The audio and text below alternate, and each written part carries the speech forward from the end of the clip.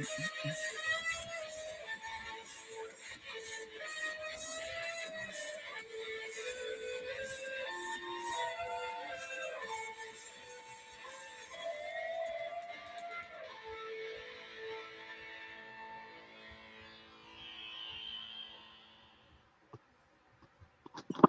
evening, ladies and gentlemen. Welcome back to the Shadow and Sun Show, and welcome back to our very first meeting of the Appendix N Book Club. The Appendix N, of course, is the suggested reading list from the Advanced Dungeons and Dragons Dungeon Master's Guide from way back in the 70s. The list of books that Gary Gygax and Dave Arneson recommended to their players to read to get an idea of what inspired them to make Dungeons and Dragons in the first place. So how you guys doing today? Great. Pretty good. Glad to hear it. Justin and Dark Knight of Hibernia should be joining us any moment, and I'll bring them in as soon as they are in the green room.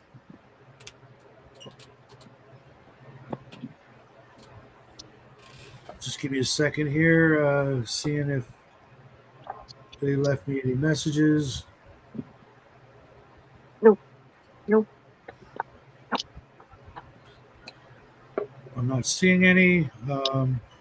Justin was having some technical difficulties earlier, so we'll see what happens if he can make it.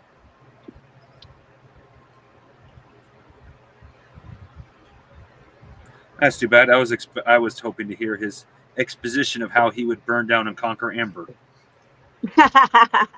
Right, Yeah. right. Me too. Oh, there he is. There's Dark Knight. Welcome to the show, Dark Knight. How you doing?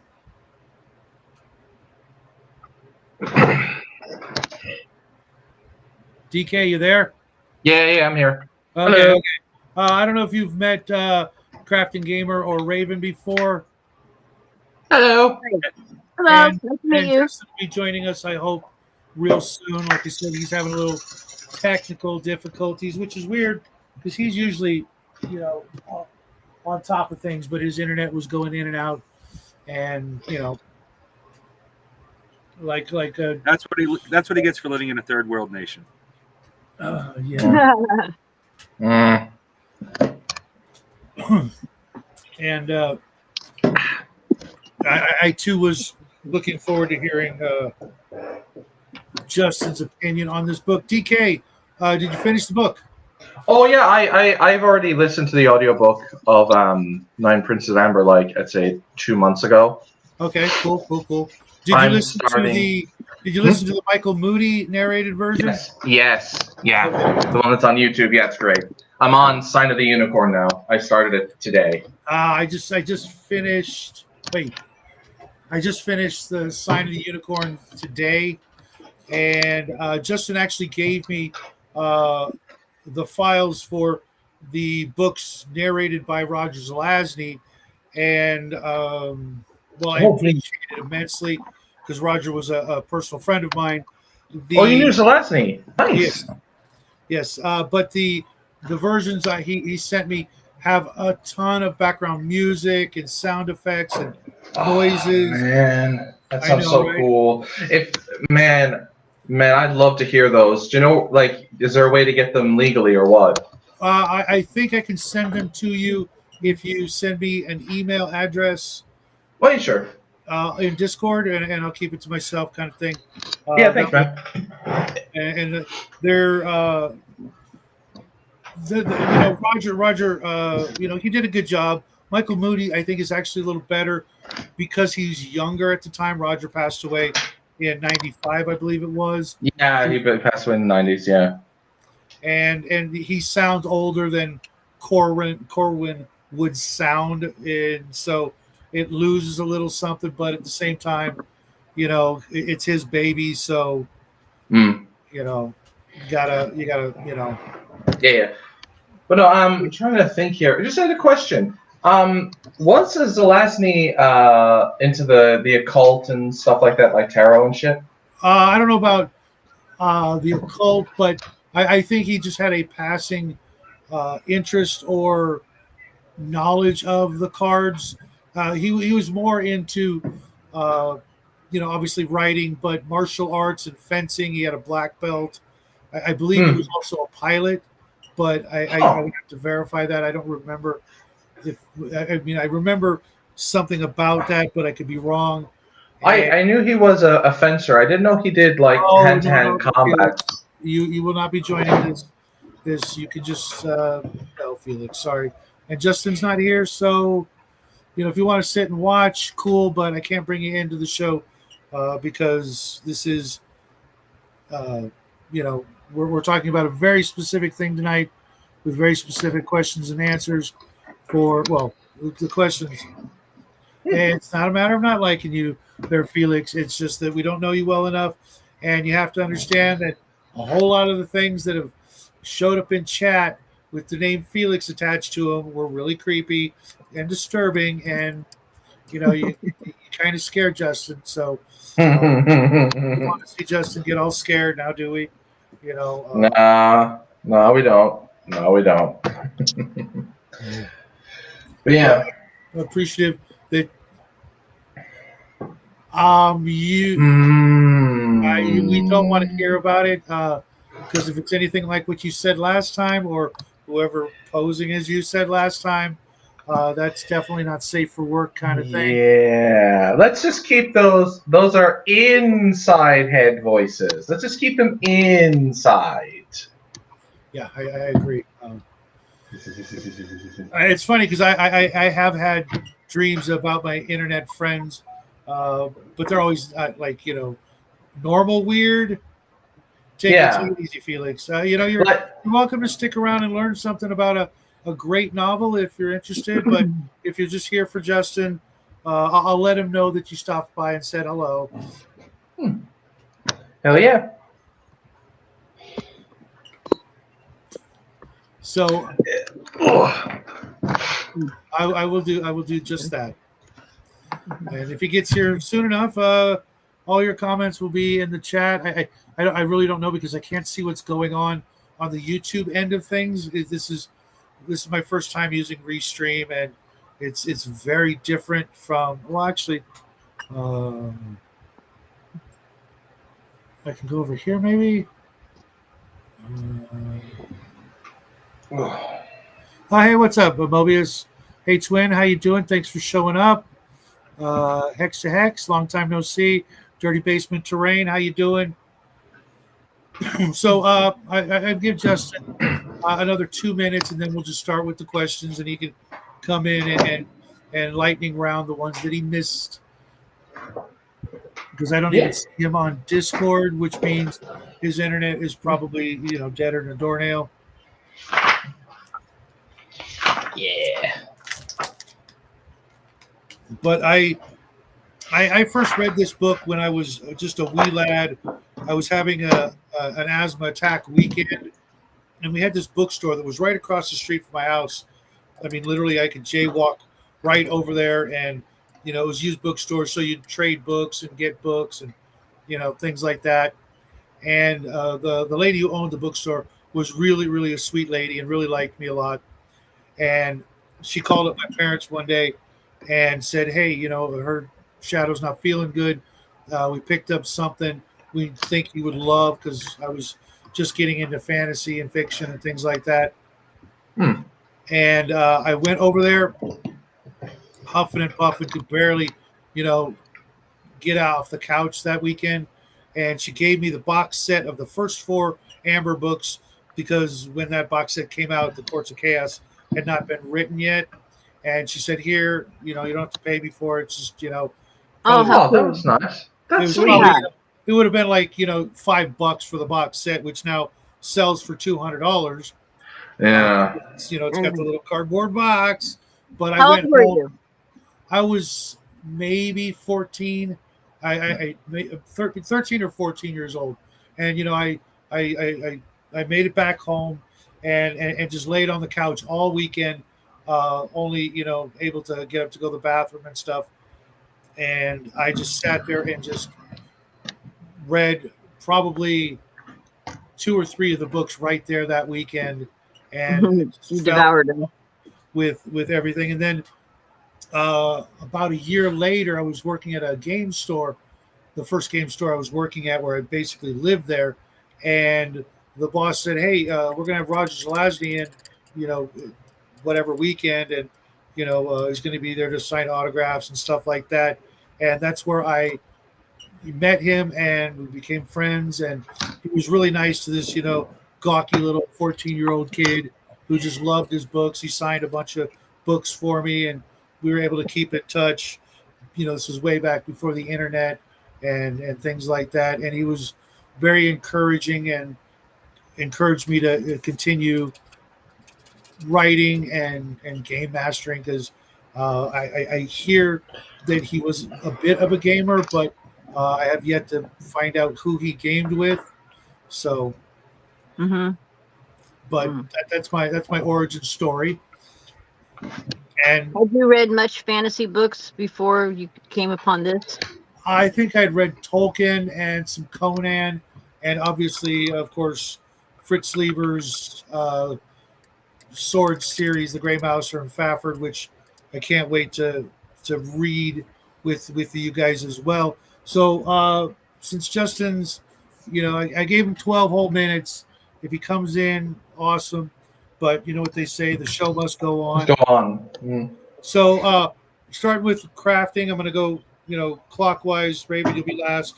I already know the answer to this question, but which version did you read or listen to? The hey, one Cal. you sent me. Same as Raven, right? Or yep. Raven, did you read? Did you listen to both versions, or just the long version? Yeah. So the Michael Moody version. And, I already know that Dark Knight. Yep. You listen to the audiobook as well. I actually went through the Michael Moody and the Roger Zelazny over the course of this last week, and I also listened to the Guns of Avalon. And it's so good. I know, right? And then, of course, the Sign of the Unicorn. And I believe I just started The Hand of Oberon this morning. I'll have to double check. But I because it's an audiobook, I ended up falling asleep several times during the week listening to this. So I probably listened to The Nine Princes in Amber 3 or 4 times in total. The Guns of Avalon at least twice. The Sign of the Unicorn at least twice. And I can't wait to get to the end. But at the same time, I know I'm going to go through those withdrawals when it's over.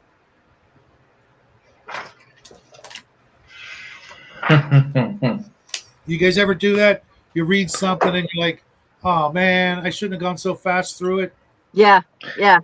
It's not so much for reading, but when I watch a good show or play a good game and I blast through it and I'm like, but I want more. I need more. Yeah. Wait till Raven watches Firefly. She's going to hate. Or no, it's what's worse than having a show that's incomplete is when a show is really good and it ends badly, like Samurai Jack. That killed me. That killed me so bad. Yeah. Speaking of which, there were some prequel books written by another author about Amber, but the 5th book didn't get written because they sold the company, and the new company said, we're not going to do it. But then I also read that this was all done after Roger passed away, and he specifically said, I don't want anybody else writing my books. So I'm like, I've got a couple of them, and I'm tempted to, like, should I read them or should I honor his wishes? I was like, Here's what you do. Read the first one. If it's not good, stop there. Yeah, that's a good idea, DK. So, Raven, who's your favorite character? I think Corwin. Think so? Yeah. It's kind of an easy pick, but there was some really interesting side characters, if you will. How about, I mean, I liked Random because he just doesn't care. He just doesn't have to. He's a rotten little thing. It's kind of in the name. Yeah, and so I mean, he's a really fun character. I liked him too. But if I had to pick one, I have to go with Corwin. How about you, TK? My one, now I play the Amber Diceless RPG. Yeah, and I'm actually in a what the guy I'm playing in now is run a set in the Trojan War, but the timeline deviated. Oh, it's great! It's so much fun. I unleash the unicorn from How do the you do abyss. without dice? Do you have both? No, I'm gonna get Shadow Knight soon. I'm gonna get Shadow Knight. Yeah, I know, You gotta get it. but that's how I actually got into Amber by Lords of Olympus, and then I played Amber. So when I read at the Diceless system, I read about Benedict, and then I got to Guns of Avalon.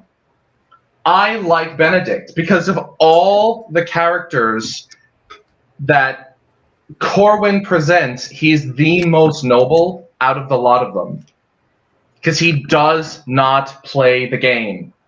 Yeah. And even in like the rules system, they're so petty because they'll play this game of, well, I'm winning. I have more points than you because I got you to apologize to me more than anyone else.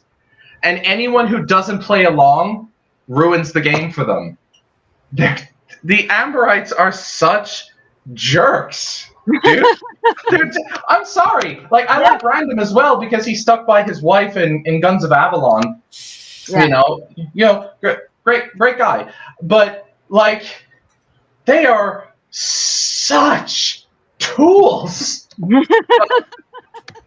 No, I think I think he said it best when he they're all bastards. Oh yeah. Let's see here. I'm gonna see if I can't find what he says to Dara because that's just like. Let's see here. Oh, I'm going to tell you something Benedict should have told you long ago. I said, never trust a relative. It is far worse than trusting a stranger. With a stranger, there is a possibility that you might be safe. You really mean that, don't you? Yes. Yourself included? No, I smiled. Of course it doesn't apply to me. I am the soul of honor, kindness, mercy, and goodness. Trust me in all things. Wink. Yep, that is literally my favorite line in the whole series. Oh yeah, I've used that many a time. Oh, but man, Dara. Oh, Know, right? oh God, I didn't see that one coming. Yeah, Raven's in for some fun, as is Crafting Gamer. Crafting, who's your favorite character? Well, I break this down in two parts because the males and females play very different parts in this particular story. My favorite male character, obviously Corwin. I love his brothers. Even the brother you're meant to hate. I like how he's portrayed. Oh, Eric. Mm-hmm. Yeah, I love that. But my favorite female character actually has the least amount of time in the book, which is Random's wife, because somehow she loves him. She became my favorite female character. And she changed him for the better. I will also I forgot to mention that there is another character I found kind of intriguing. It was the one who was Moira. Moira. Yeah, Moira. Moira is actually kind of interesting, and even the detail, the way he described her, she's very alien, but there's also this kind of allure to her. Right. You know, it's. But I will say another thing that this is something that like I wouldn't have known going into the thing had I not read the Diceless rulebook, and it is very important to understand. Very, very important to understand. If I can fucking find it. Sorry for the swearing. Where is it? How you doing? Yeah, you guys keep talking while I find it. Where is it? No.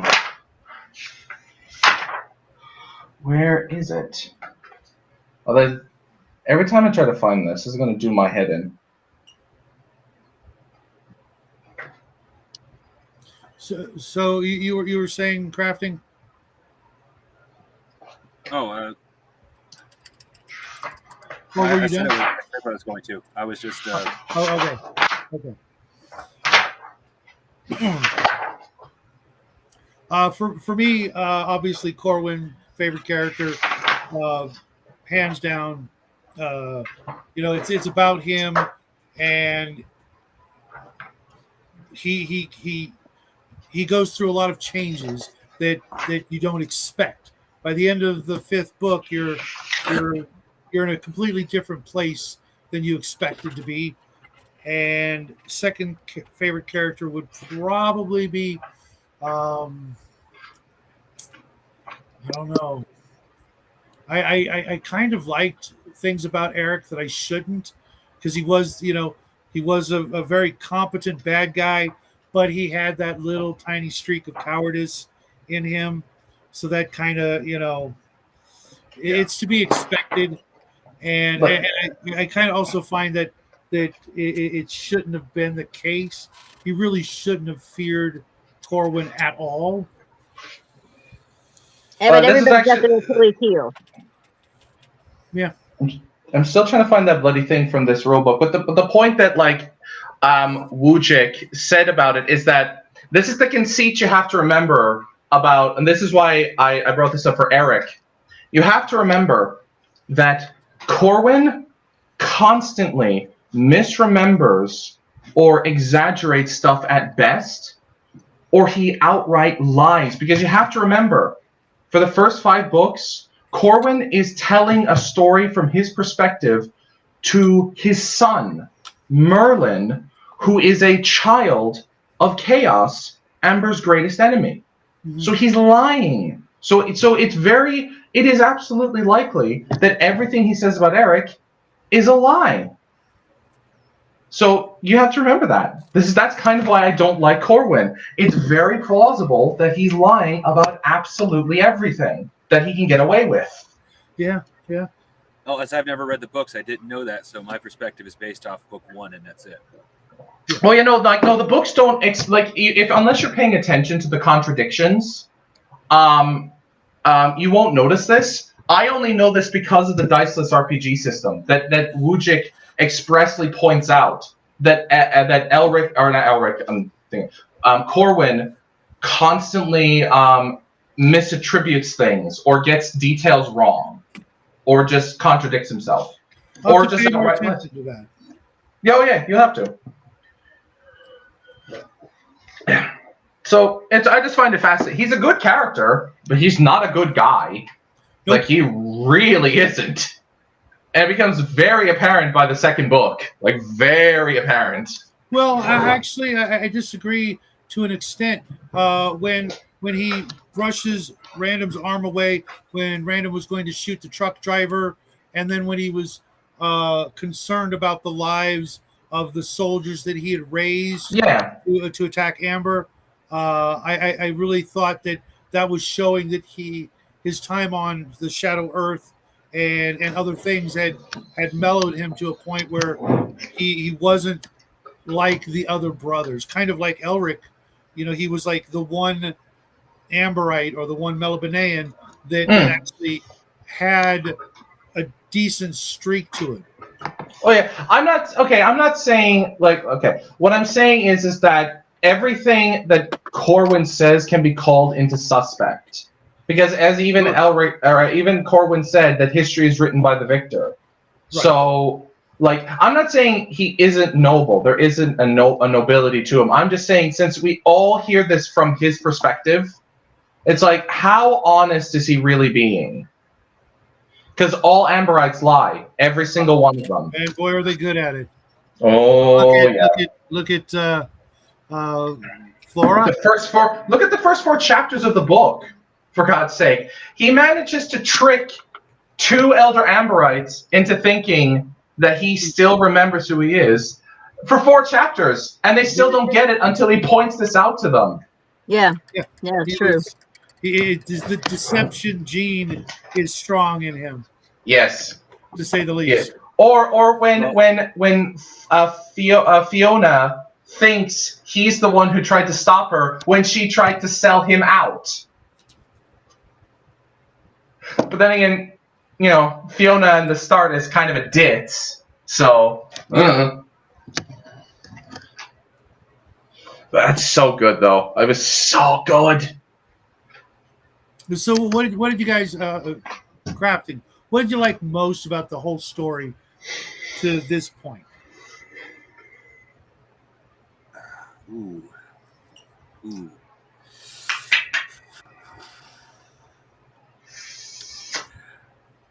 I have watched a lot of TV, movies, not like I had cable or anything, but enough of a widespread of things that usually I can see certain things coming to the point that it's not fun for me. I did not see 90% of this book coming. Like his eyes growing back.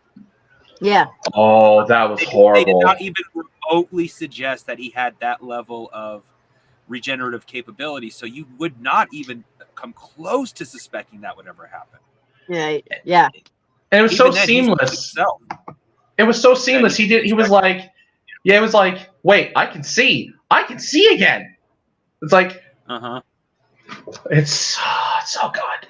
But oh god, that was awful. Like that was brutal.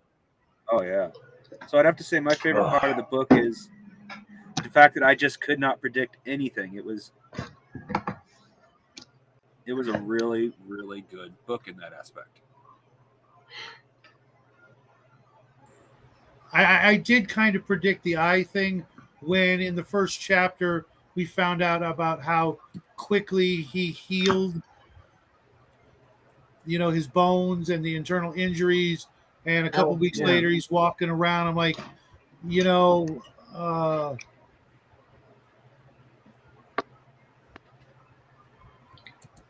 I will respond to Dean Paul here. No, Amberites are way smarter than Garrick. Like way, way smarter and way more powerful. Yeah. They could run. I'll put it this way: in the way that, like, I'll use the Amber dice system as an example. If you have 1 point, like in the bought into say warfare, just 1 point above Amber, stat, you can decimate entire armies single-handedly. Mortal level armies. Cardassians would not stop you. And just to give you context, Corwin at the start, when he's portrayed at the start of the book, has 85 warfare. Nothing would stop. Like, he's insanely powerful. What's up, Grandma? Hey, Grandma. And he admits he's not the most powerful among his kind. No. Nope. Yeah, his regeneration is his endurance, as the game would say, was his highest, was his greatest power. And I thought Yeah. warfare was like tactical knowledge, not any sort of power. It's skill. It's your ability to outmaneuver your enemy. Basically, if you're in a duel, it lets you be very technically advanced and to use advanced maneuvers. Strength is your raw physical power. Like the DM who runs the Amber game I play in now uses strength not just for raw physical power but also speed, because he wanted the strength stat to be just a bit stronger. So yeah, so if you have a higher strength than someone, you're just faster than them as well in that game. But no, it's a fun system to play. So what was your favorite part, DK? My favorite part? What'd you like most about this? Honestly, it's just those moments, and like at least in the Nine Prince of Amber, where Corwin just every single time has an answer to his problems. Now that doesn't mean he always wins, because obviously when he invades Amber, he gets captured. But he always has these kind of witticisms of like Fiona presents like, was it you that stopped me? And he's like, yeah, of course it was me. I didn't do it. Or like his ability to outwit the doctors, his thought to trick his family into thinking he remembers. And one of the pinnacle moments of the book, when he crowns himself King of Amber. Yes. That was like, and like, who's gonna argue? Like Eric told him to put the crown upon the head of the King of Amber, and that's exactly what Corwin did. Yeah. Because according to him, Oberon wanted him to be king. Mm-hmm. How convenient that is. It's I love it. I love it. I just love Corwin's ability to be the solution to and the cause of all of his own problems. Yeah. Oh, the forest is proof of that. The forest? Oh yeah, the curse he placed on his brother, which ended up Oh, coating the you mean forest, you have read? way I more. didn't want to know if you'd read into Guns of Avalon as well or not. What the So I hell didn't is want to that? say. You guys hearing that? Oh, I went for the. No, I'm not hearing anything.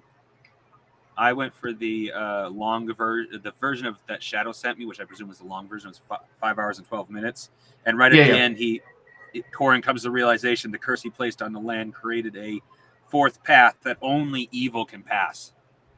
Yeah, it's called the Black Road. Yeah, that was yeah. That gets into the Guns of Avalon, and it is so much worse than you could possibly imagine. I have no doubts. It's pretty bad. But yeah, no, But Blood Curses in Amber are terrifying. Yeah, I agree. And if you have the pattern in the game, you can do it. You can actually invoke blood curses, but you can only do it once. You can only do it once, and that's it. I'm sorry I'm gushing about the game, but it's just so much fun to play. It's so much fun. It really is a fun game. Raven was wondering, how you can play without dice, and we'll have to go over that at another point. Yeah, we can do it later. We can answer that. Apparently, we've got a hacker in trying to pull some BS. So if you guys notice anything weird, let me know. I've got my finger waiting for them to try to pop in again. I made the mistake of putting the link in the chat, and I won't be doing that again. I'd say delete the link as well from the chat. Yeah, I tried doing that and it wouldn't let me. Let me see if I can do it. I might be able to do it.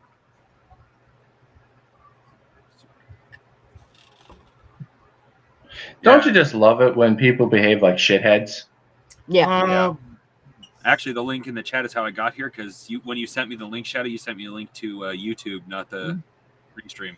I think I resent a later link, but no worries. I'm here now, so. Now, I think I can get it here. And just in case they were thinking of trying to come in as Justin, don't waste your time. I already know. Oh, no. Justin. It wants me to. Oh, no. It might block you. Yeah, don't do that. Yeah, I don't want to do that.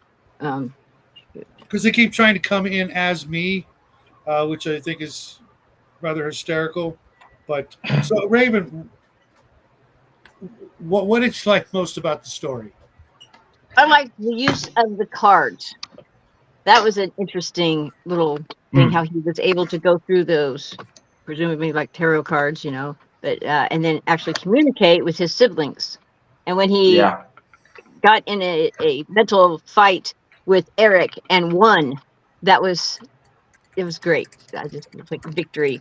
It was cool. And it really boosted his confidence too, because he kind of felt inferior to Eric in every way. And then here he was able to, in a battle of wits, Eric bend at the knee. So I liked how he communicated, with the cards. That was cool.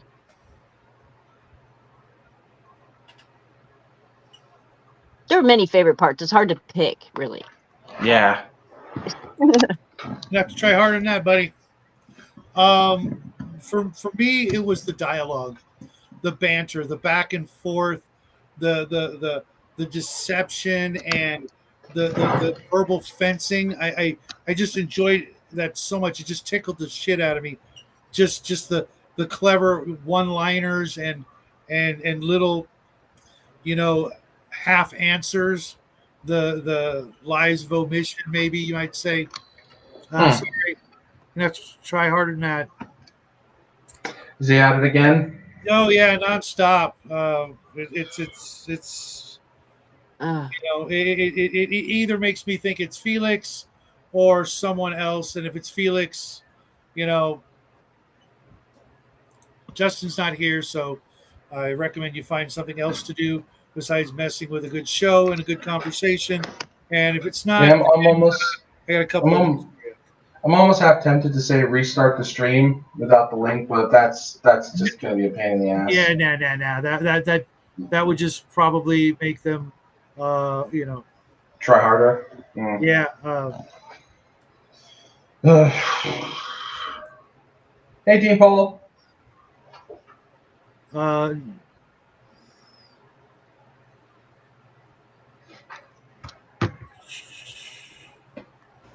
there you go, Justin. Welcome to the show.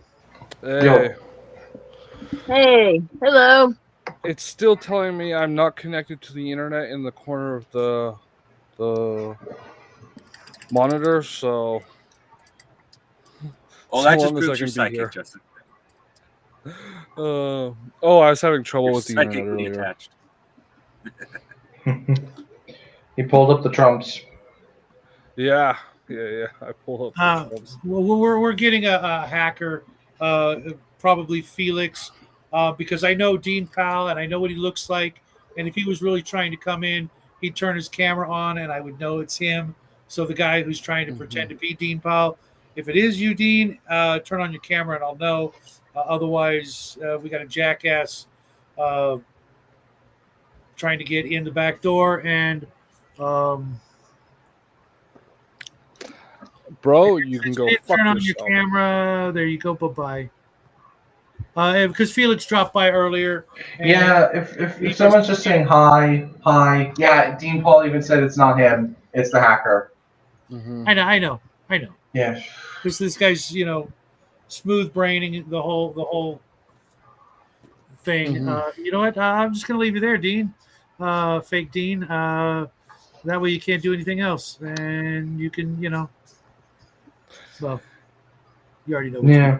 I keep telling you, man, stop putting the link in. Yeah, it was my first time on Restream, and I wasn't actually trying to do that. I was trying to copy the stream or the link from here. Yeah. Okay. But, We'll know this for next time. It's all good. Yep. Yeah. So I'm going to go back and ask Justin a couple of the questions that we already know which version he read. I was bouncing between 3 different versions, so Okay. it doesn't really matter.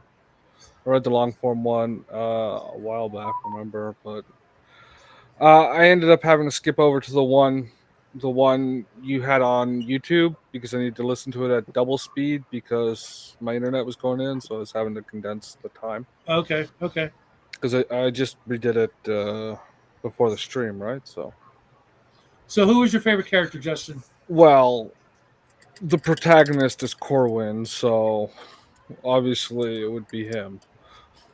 Okay. Were there any other characters you took a shine to, or it's too early to tell? Mostly too early. I kind of like the jip of the lighthouse guy at the end there. Uh-huh. Oh yeah. Yeah. I'm assuming that's actually the old king, huh? You mean Oberon? Oberon? Is that his name? Yeah. It's just a guess. I can neither confirm nor deny, but I'll take that as a yes. you can take that however you like it. But DK and I actually know the answer to that. But so, what did you like the most about the story? It was just okay. It was just an average quest thing. There's honestly, it's a little short for the kind of thing, I guess, as a 5-part series and then another series after that. Mm-hmm. Most contemporary fantasy authors would shove that all into one book, which I guess is a breath of fresh air, but the story seems pretty interesting. It's like a parallel reality thing, right? Yep. Or they have the ability to walk through parallel realities with the focus of the pattern or whatever. Right. Yeah. Yeah. So It's an interesting concept. And then the artist who was in prison with them, like Oh, Dworkin? Dworkin, yeah, Mm. created the cards, which I guess they use the pattern as another focus. Oh Don't fall for God, fake don't fall Dean for it, Powell. Shadow. How I know. stupid I are know. you? Yeah. See, I know what Dean looks like, and he would just show his face on the camera. Yeah, But just don't acknowledge it, man. Mm. But the interesting thing is that the trump cards that they use are actually tarot. Like Yeah, it's yeah. not just it's like this is kind of more to Raven is that they actually call I think the major arcana trumps. They actually Mhm. use that term. So Yep. so it is cool. You know. So the next question, I'll start with you, Justin, also, and then go in some sort of order after that. What did you dislike the most? Uh,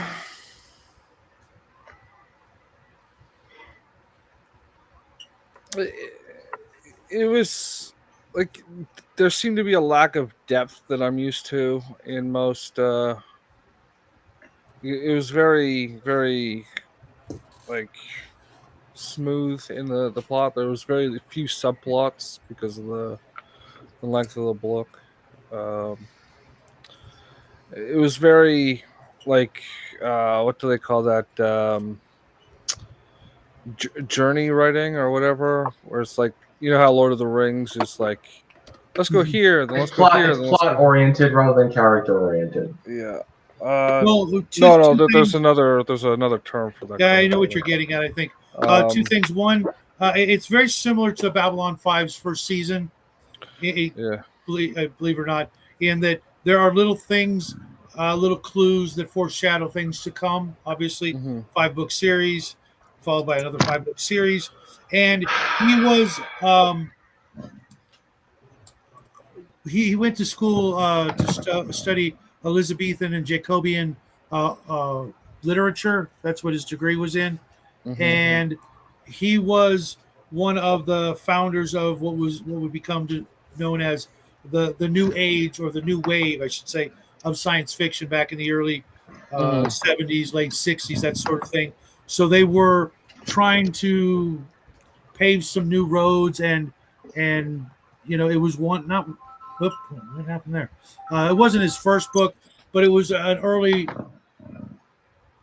one of his early books. So over the years he did, you could easily see where he improved in a lot of ways, and uh, even this book was a bit of a departure from his normal style, I want to say, and maybe not, though. I have to look into one of his longer books to see, but that's fair. Why? Oh my god, that's fucking annoying. I Don't can't get to my acknowledge mute it. button. It doesn't matter. It won't. Um. What do you? I guess I don't see what you guys see. It's in the Don't private worry. Nothing. chat. He's Oh, just how being do a I get to that? douchebag. Yeah. It's just pretty sad. There's no way to kick him from the green room. I keep doing it. He just keeps coming back. Remove the link from the. I don't think you can. I tried. I couldn't.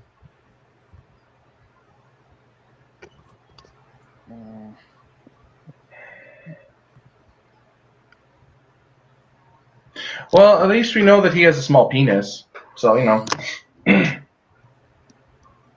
If one at all. Mm. He may have had the full bottom surgery. Hard to say. So, Anyway. Raven, what did you dislike the most? This little thing backstage here. I Mhm. meant It's not about real Dean, it's fake Dean. It's fake Dean. yeah. Well, Just ignore it. Just ignore it. No. Okay. Anyway, what I disliked was when right after Corin had got to Flora's house, and right after Random had showed up and said, there's these guys that are tailing me, and Corin had already been introduced to her Irish wolfhounds. And then when the bad guys did come to the door, it was an all-out, Bro. brawl. And the way that the dogs were just, the way they were killed off, and they had to kill that one because he was kind of mortally injured. And they just did it so mechanically. Like there was no emotion, no grief. She showed absolutely no emotion or never said anything about the fact that 3 of her beloved dogs had just, been killed. And That's just it. They weren't beloved to her. Yeah. They were tools, nothing more. Because they were shadow. That's one of the main conceits of what the Amberites think. All things in shadow aren't real. I mean, Yeah. no, there's just no emotion at all for her dogs. I mean, Well, it's not even that she considers them less than existence. She's also millions of years old or whatever, right? I don't think they're that old, but they are old. Yeah. Okay. At least thousands.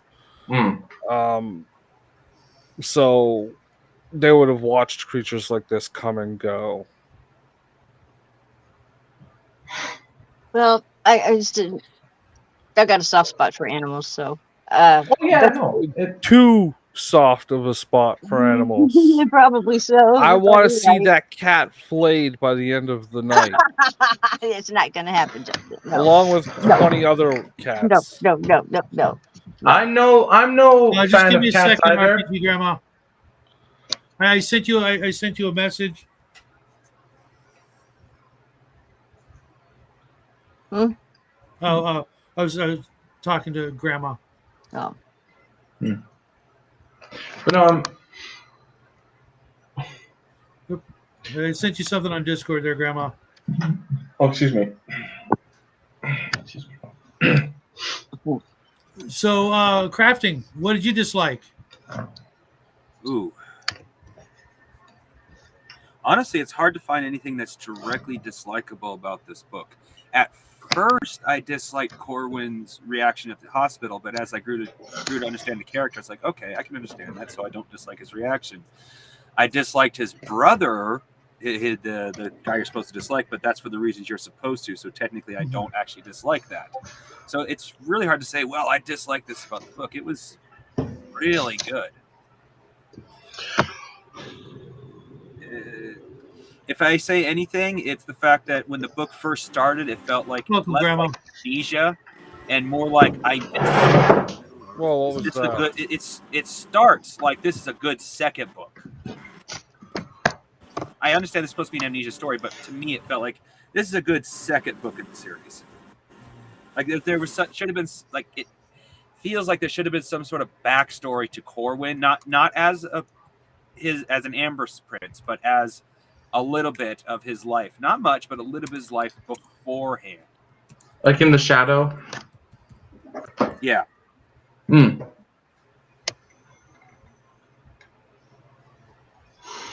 So, welcome to the show, Grandma. Did you read the book?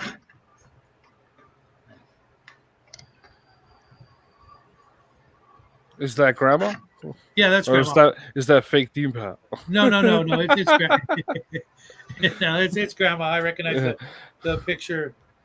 Well, She's doing us a solid by being here, so Ass Munch can't bother us, which is genius. Yeah, because it can only take 6. Yeah. yeah, so, but he can still be in the green room. He's trying to get in, but he can't get in. So, Okay, Grandma, okay. you are freaking my hero. Thank you, Grandma. You get 1,000 XP in gaming, the interwebs. Yes, I appreciate it. If Give her. Yeah, go for it. I was about to say, if I need to cough, I can actually mute now. Look, if she ever plays in an Amber game, you have Shadow. Give her 5 free points.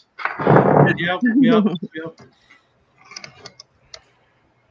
So DK, what did you No, I dislike? only just started the book, so I'm getting the spoilers, but I will get through the book because it's what I started sounds great. So I'm pretty jazzed about the book. Just Nice. it's been crazy on my end. Yeah. What did I dislike about the book? Yeah. From what I remember of it, there might be a tiny, and this is just like if I had to find fault with the book, and it may just be the version I had. I thought the meandering was a tiny bit too long, a tiny bit, but that's just because the audiobook is like 5 hours long. So that's a short book, bro. Yeah, I know. I listen to Robert E. Howard most of the time, and those books are like an hour and a half long at most. So Okay, yeah, but those are short stories. That's why. Yeah. But the other 60 thing, pages. Yeah. But the other thing I could say that felt a little bit annoying was the over repetitive use of fencing terminology, and at least in the version I heard, the duels were a tiny bit too long.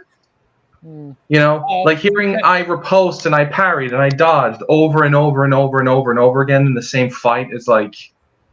They're not well written fight scenes. I will give you that. They're For a master fencer though, you can. I get it. You'd be like, I can't wait to do this part, but then it comes across as like, well, if you don't know what those terms mean, well, it's not the use of the terminology, Shadow. It's repetitive, lax writing. It's basically like you're reading a functional textbook. Like you're reading like an instruction manual rather than like Conan. Conan's are bad. Yeah, like Conan's writing is very good, and Howard was a boxer, so he knew what he was talking about. But all of his fights were very visceral and they were very fast, and they were very and that's what I prefer about Conan's battles over Zelazny's. But I don't watch or read Zelazny for the fight scenes, to be honest. I do it for the political intrigue. That's fair. Yeah. For me, it was the gunplay. Really? There were several places where guns were brought out, and I don't remember one being shot, but maybe I missed there were when it was with Julian. There was a chase scene where a revolver came out against him. Yeah. Well, they actually unloaded, I think, 4 different handguns, right? Yeah. Because instead of bringing magazines, they just brought extra guns. I think there were revolvers was the problem. They weren't like magazine fed weapons. The 32 automatic, the 32 automatic that he got from the hospital. The other guns could have been revolvers, I think they were. But it's just like, okay, especially considering what happens in the next book, you would think that they would just shift a shadow and open a drawer, and there would be a couple of machine guns. You know what I mean? Yeah, that was kind of dumb. Being a gun guy, that like just drove me up a wall. I'm just like, okay, first off, I would have pulled out a Desert Eagle, or I would have pulled out a plasma rifle, because you know what I mean? That is I think that was actually another weird thing. Like later on, once they walked the pattern, Corwin just kind of stopped using firearms. And now, granted, Grace Wandir, his sword is magical and it's very powerful, but like a gun is still a gun. You'll have reach with a gun. He says that at the end of the book. I don't know about the next one. He says, and next time I return, Amber will see something it's never seen before. And then he's referring to a gun, right? Yeah, so he's suggesting that guns had never been in. Oh yeah, in Amber, gunpowder doesn't work. Yeah, he actually says that specifically at one point. Yeah, but is that changing in the next book? Like the next book is the Guns of Avalon. Do you mind spoilers? A tiny spoiler? Go for it. he finds another I won't say how, but he does find another compound and another blasting mechanism that lets him use like muskets in Amber. No, But they that's were about full it. automatics. They were Were they? sub-sequence. Oh no, you're right. They were. They were. I remember Dara commenting on that. Yeah. So, but I won't say any more than that. So he does find another way. He does find a way around gunpowder. I think the title of the next book gives that away, though. Oh yeah, guns, or like in the German it's Gewehr, so it's the rifles of Avalon, but it's guns or rifles. It's the same thing, really. Well, in English, it's called the Guns of Avalon. Guns of Avalon. Yeah. It is interesting though that they didn't call it the Guns of Avalon in German. They called it the Rifles of Avalon. That is weird. But maybe they don't have a term for guns in German. I don't know. Probably just a mistranslation. That happens all the time. Yeah, that's fair. It was the 70s, so that's entirely possible. But yeah, no. Which Conan short story has the best fight? Oh, from the 4 I've read, which were Tower of the Elephant, The Devil in Iron, The Pool of the Black Ones, and what was the last one? Oh, it was The Phoenix on the Sword. That's tough. That's actually tough, Dean Paul. If I Now, had is it the to real pick... Team Paul? No, this is in the live chat. Yeah, no, I see it. I was joking. Yeah, I'm just like, oh fuck, that's actually tough. If I had to pick one, I like the spider fight in Tower of the Elephant. If I had to pick one, The Spider Fire? Okay. yeah, the one where he meets a giant black spider in the Tower of the Elephant. Raven, you'll like that. Hmm? You'll be reading that story in this book club. So sorry, guys, in the chat. I was. It's all good, man. It's all good. I was just answering Dean Paul's question. It's all good. You were you were shadow boxing with Shadow Dean Paul. Yeah, being a longtime gun nut, it just bothered the. I don't know. I can't believe you as a gun nut. You like the Desert Eagle. What's wrong with the desert? What's wrong with the Desert Eagle, man? I'm not a huge like. It's a 44 Magnum. That's just it weighs a ton, and it's for people that need diapers to go into combat. Fair enough. Look, I'm just saying it's more of like a like overkill. Yeah, I mean to be fair, I will small say penis overkill. Yeah, the gun I like the look of the best is the Colt 45. I love the look of that pistol so much. Man, I wish I had one. We're not allowed to have pistols where I'm from. It sucks. You're from Ireland, is that correct? Yeah. We can only have rifles and like.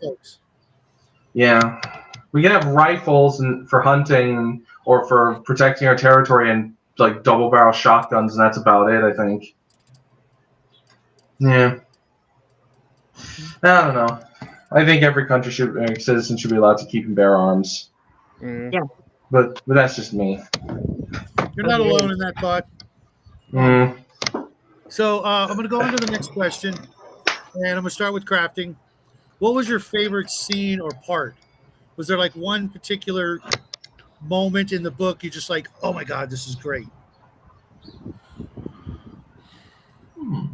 I had it just a minute ago expecting this question, and then it flew out the window.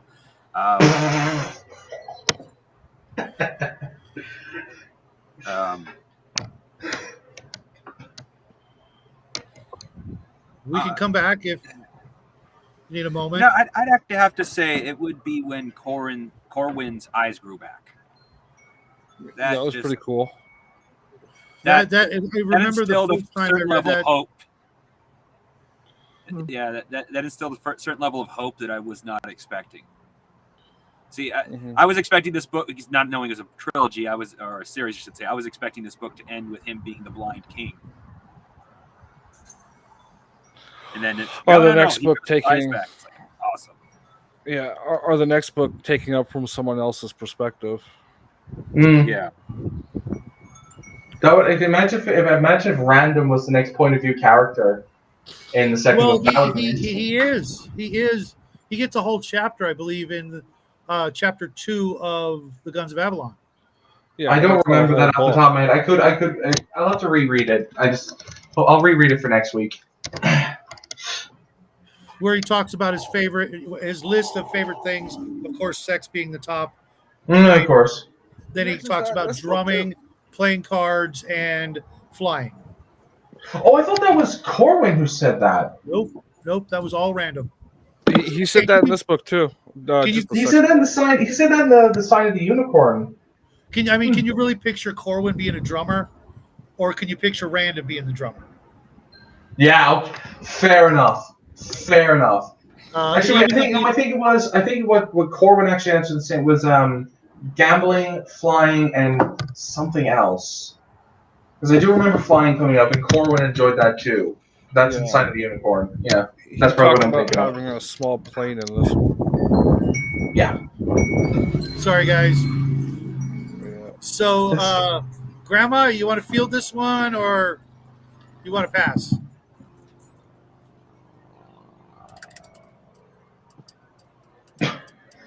I don't think she's listening. Okay, that's fair. That's right. She's such a trooper. Really? Raven. We'll have Raven. We'll have Raven ask. What's your favorite moment from the book? It's already been taken. Is when his eyes came back. Oh, fair enough. Yeah. Yeah, the first time I read that as a kid, I was just like, oh, just I was a kid, and Brad stopped reading. He was, in the dungeon, and I was just so bummed and feeling bad for him, and thought, where is this going to go? And it is admirable that he didn't fall into such a deep, dark depression that he quit He gave trying. up. Yeah. So it was good, but I was just like, wow, I didn't see this coming. I thought he was going to be victorious over Eric, and he wasn't. Still what? No. And No. Guns? What are we talking about? what's your favorite part of the book so far? I am kind of listening. I do have my favorite gun. It's a 9mm Glock. The question was, what was your favorite scene or part of the book? Yeah. And you know what, Grandma, you know what I'm going to do? I'm going to actually take the time and type up all the questions in the book club Discord page or channel, so that anybody out there, if they want to go through it and later on answer the questions and sort of play along. Well, Justin, what's your favorite moment in the books? It didn't turn out well for Corwin, if I remember correctly. But the part where he had that one brother that was with the horse, the super big horse. Oh, Julian. Julian. Oh, yeah. Julian, That was great. He has him on the cliff, right? That's the right brother, right? Yeah. But he's like, walk to the edge. Mm-hmm. Then he's like, remember I let you survive when I could have killed you. Mm-hmm. No one else would have. And as such. And then he leaves. Yeah. I don't remember if Julian stabbed him in the back later or not. There's like a delay on me. Yeah, no, Julian didn't. Well, Julian didn't betray him. He just he was always with Eric, Yeah. Right. It was Kane who betrayed him. Yeah. Yeah. Well, you name a character It's a Kane. good idea. Right. No kidding. I haven't read a lot of the books, so that's why I'm just said I'll come in and be a filler and craft and listen. It's all right. It's okay. I cannot even begin to tell you how much I appreciate it. It's just such a gangster move, Grandma. Seriously. Yeah. Yeah, thank you. Next level, cool. Now I owe you two. So, DK, what was your favorite part? Oh, so many. I loved when he walked the pattern for the first time. The description was great.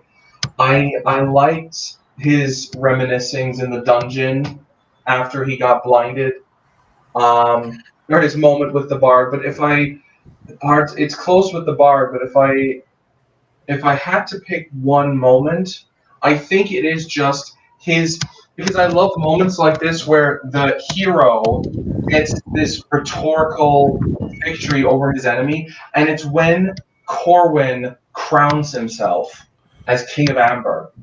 That was we say that Eric beat him, but he actually didn't. From the perspective of the hero, that's the moment that Corwin won. And I just like it when people malform questions like this, and then the hero uses on a technicality outsmarts them. Yeah, yeah. No, like there's like this Often. scene, like an example of this in The Witcher, where a character says, "Oh, I'll get your soul if you stand on the moon," and you think, "He's never gonna get my soul. I can never stand on the moon." And then pans away, and they're standing on a mosaic of the moon, and you're like, "Oh, I messed up that one." Uh-huh. We'll figure it right out. Guys, can you bear with me for a second? I got to take Your something real time. quick. It's all good, dude. Take your time. Take your time. But yeah, no. While we're waiting, I can actually, Raven, explain to you how the dice system works. So how it works is you bid for your stats. Everyone gets an allotted amount of points. Now it varies depending on, like, if you, I'll promise to do a diary every week of what I did, or I provide images, or there's a lot of things you can get extra points if you keep doing it for a one-time increase. And then you all publicly bid for a stat, right? So there's 4 stats of psyche, strength, endurance, and warfare. And whoever wins the bid is the best at that stat. And no matter what you do, if it's a straight-up fair fight, say of a contest of strength, if I have my character has a higher strength than yours, if it's a fair fight, you will always lose. Without question. You will just lose. Now, you can tip things in your favor, like say you poisoned me the night before and it drained my strength and I didn't realize, or you got me drunk, or you denied me sleep, or something like that. You can tip the odds in your favor, or you just cheat and get someone to help you. Because it doesn't matter how strong you are. If you're fighting 2 guys of near equivalent strength, you're gonna lose. Doesn't matter how strong you are. If they're almost as strong as you and you're fighting 2 of them, you're gonna lose. Right. And then you can, whatever points you have left over, you can then buy powers, like the ability to walk the pattern, or the ability to draw trumps, or you can get power words, which if you're a warrior, get power words. They're very useful. They're like they're the fastest kind of magic you can get, but they can do things like disrupt trump, or like protect your mind from psychic attacks. They're very useful. If the previous administration in the U.S. tells us anything, it's not hard to disrupt Trump. Oh yeah. Sorry, you might get demonetized. I remember Ye Old Geek played a card game that used the word Trump, and because he referenced that word, he got demonetized. I wish I were joking. That's some bullshit. That is definitely. yeah. So if you get demonetized, Shadow, I'm sorry about that, but No it's worries. I'm not monetized. yeah, but it's It'll be a long time, and well, hopefully it'll be in August, but we'll see. Yeah, but yeah, that's personally, you grabbed my favorite moment when Corwin crowned himself and then threw at him. It's just so good. And the description of the the crown of defiance, the mouse flipping off the eagle. You're toast, but you still do it.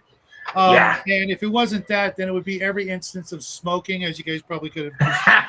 Oh yeah, God. And you know, a sad thing. Roger, he did quit smoking. Unfortunately, he passed away about 10 years later from pancreatic cancer, which a lot of people would blame on smoking. But personally, I think if it was already there. Look, in the same time, there are people who don't smoke a day in their life and they still get it. So it's just you never know. He quit smoking so that he could perform martial arts better. He could do his because he had a black belt. He was a master fencer and done so many things. What was his martial art? Just out of curiosity. I think it was either kung fu or judo. Oh, fair enough. But I mean, it was the 70s. That was that's what they got. Yeah. John from Yo Geek, and I guess Raven disappeared.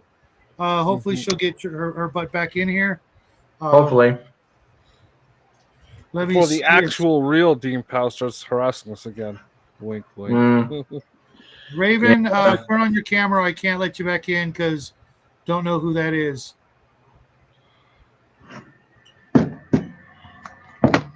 Actually, you know what, Raven? I'm going to remove you and then have you come back in because who knows what's going on. This way I'll come in. But just the way you could just tell, the way, especially. Well, I want to say one thing to Mac. I definitely think John would win in a fight against Roger Zelazny for obvious reasons. I mean, John's alive. Yes, that's the obvious reason, bro. Carl, go fuck yourself. Oh, for fuck's sake. Carl! Jinx. Oh, me a soda. I already said it, bro. See what's going on with Raven. Man. Carl. Oh man, that's great. How sad is it that this person was sitting waiting for the moment somebody ended up dropping out? Just some people are pathetic and they have nothing better to do with their time, I guess, than to mildly inconvenience people on the internet, I guess. So, bro, in the chat, you can always go start your own stream and talk about whatever you want. Yeah, apparently that's beyond. No, but that's too much effort, That's just. It's less effort than he's putting in right now. Yeah, but see, that's the thing. Like, if your brain convinces you that it's easier to do this, your brain will delude you into thinking. Brought it away. Yeah, exactly. Yeah, that's true. That's fair. Man, though.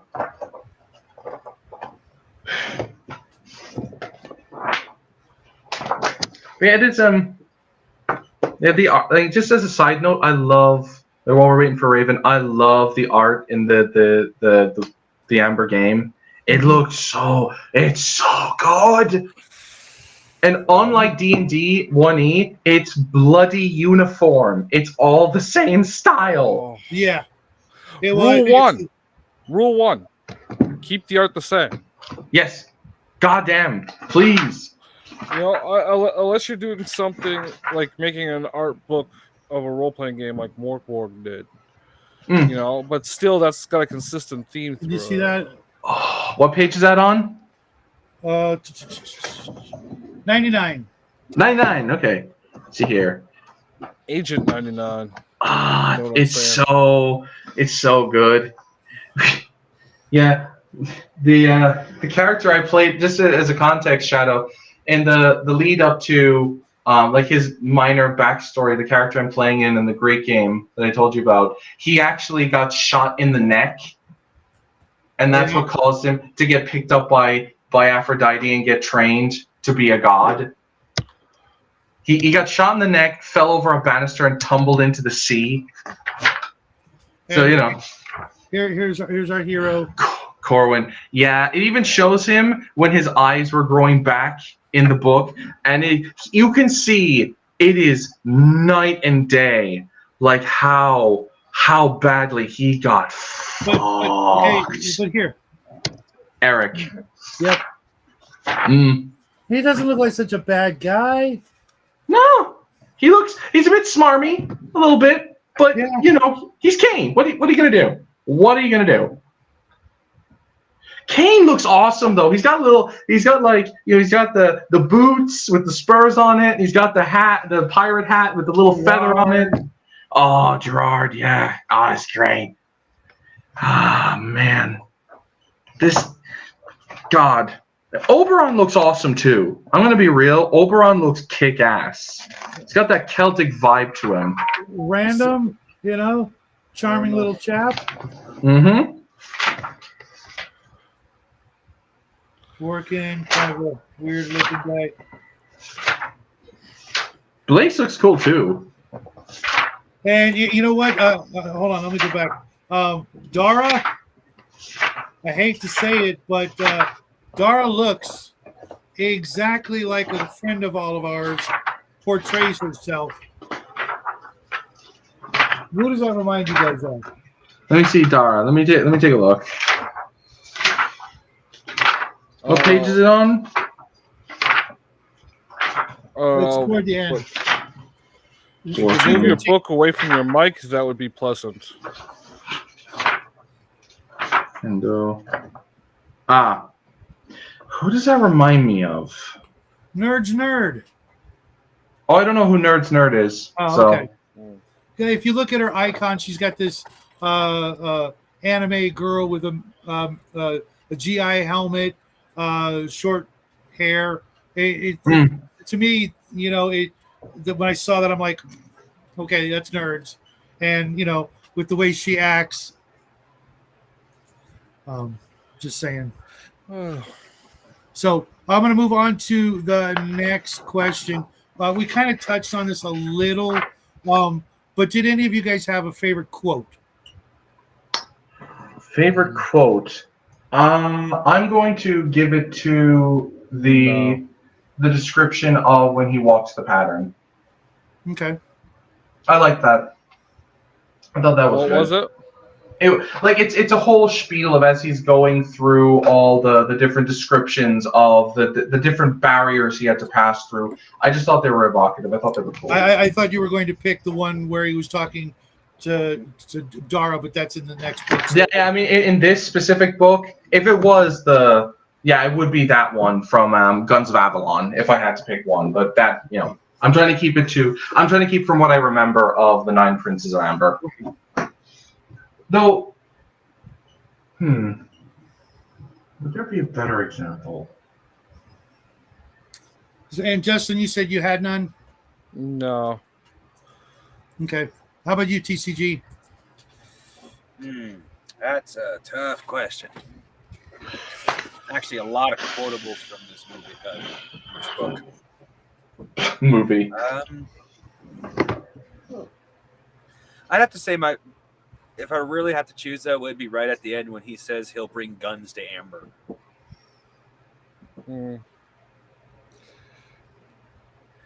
Well, he's more circumspect about it than that, but yeah, I'll make Amber see something it's never seen before, or something like that.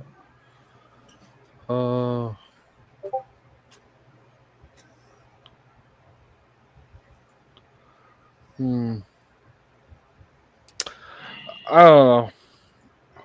It was an okay little story. The first time I tried it, I couldn't get into it, but Well, I appreciate you giving it the old college try. Actually, here's one that you might appreciate, because you kind of did say it, Justin, was what he said to Julian. Like, most would not have kept you alive, but I did. Remember that. Like that. Yeah. That's a very powerful thing, because he's saying that to a Prince of Amber. Like that must have seriously bruised Julian's ego. Like, so I'd say that's a good one.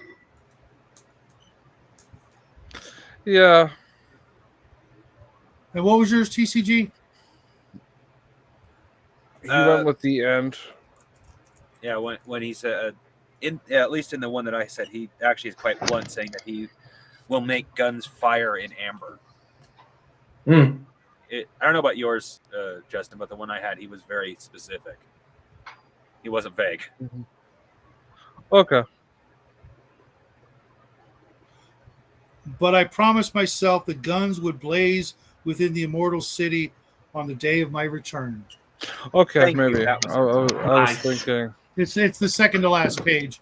For me, there were a bunch, but one that really tickled me, again reading it this time, was when he was describing the troops that they had summoned up.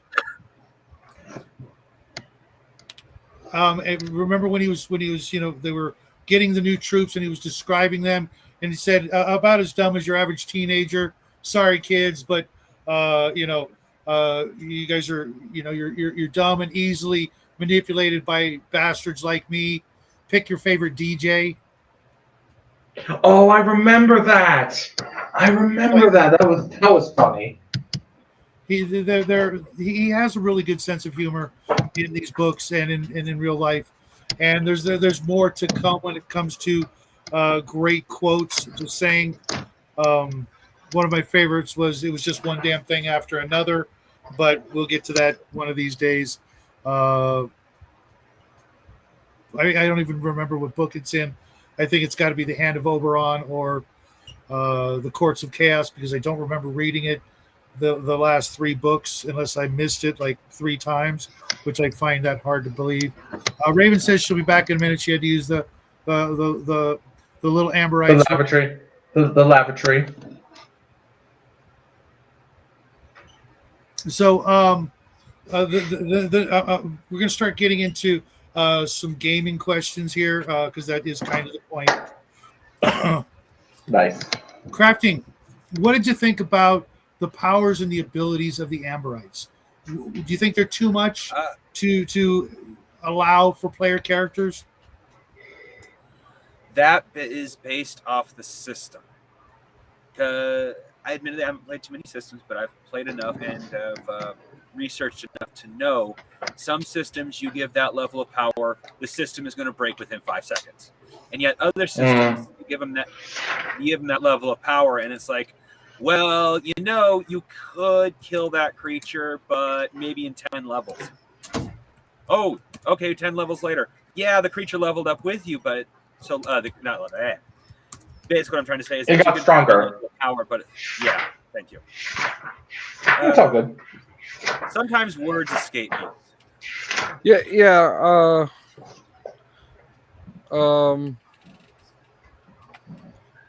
Joseph gives a good one here in the chat for a line. Maybe go with that one. I could use something that could hold back shadow. Sorry, Because I always feel better when I can see that there is something to hold back shadows. Yeah. Yeah, I dropped the plural on it.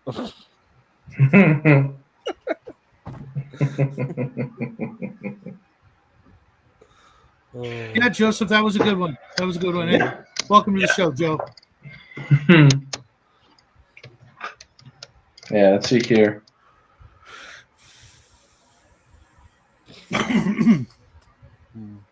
So, Justin, what about you and the powers and abilities of the Amberites? Do you think they're too much? There's very little actual power openly demonstrated in this book. That they point that they can craft things like animals and whatnot out of shadow. But besides the moving, I didn't really see much. Obviously, they can influence people in mass groups because they summoned armies from other worlds. Right? Well, not really. What they do is they travel to an alternate reality where the people of that reality are waiting to bow down and worship whoever is doing the walking. Walking through shadows. Like if it's Corwin, he's walking to a world that's just waiting for him to show up and be their savior and to all bow down and scrape and do whatever he says. And with that ability, you could literally walk to the place where that holy avenger you've always wanted is just waiting for you, and it has all these abilities and powers, just waiting for you to pull it out of the stone and go do whatever you want, or something even more grandiose than that. There's also the strength, and how even little random could help pick up his end of a Mercedes Benz and lift it up out of the muck. They do point that the gravity is low in that world, but yeah, they do have like super strength, but super healing, probably immortality of a sort. With the they can die, they just can't age, or they age very slowly, and because they can go to a dimension or world where time goes by differently, so that they can go and like train. For like kind of do like the Bill and Ted thing. Well, I mean, learn how to play the guitar, but then when they get back to Amber, only a day has passed. Yeah, like Benedict literally does that. It's why he's like the best general that they have, because he literally goes to shadows where he'll do all these artificial things to handicap himself just so that he can win better. But he literally relives battles that he's already won from other perspectives. That's all he's done for thousands of years. It's just fight. It's insane. Benedict is insane. Yeah, he's literally studied every war, every battle, from every different angle, in multiple different versions of the same battle throughout history, and just he knows everything about fighting in every possible way, to the point that you can't beat him. You just can't. Yeah. Except that one time that Corwin did. Anyways, he had to do to be fair, Benedict wasn't thinking straight, and Corwin had got insanely lucky. Like he really had to think, and even then it probably wouldn't have worked.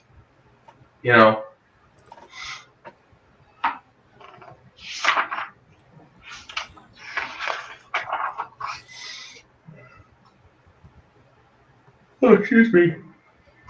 Mm-hmm. Yeah. Carl, knock it off.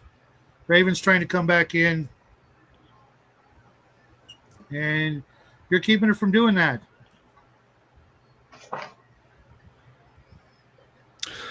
In the chat, right? You go back up to where you put the link. There's 3 dots on the other side. It'll say delete chat. On the ones that you wrote. The 3 dots. Yeah, you can just hit that and just remove it. Yeah. Well, I tried to earlier, but you need to be like an admin. Well, I have that, but it would have like kicked Shadow from his own show. Hmm. Yeah.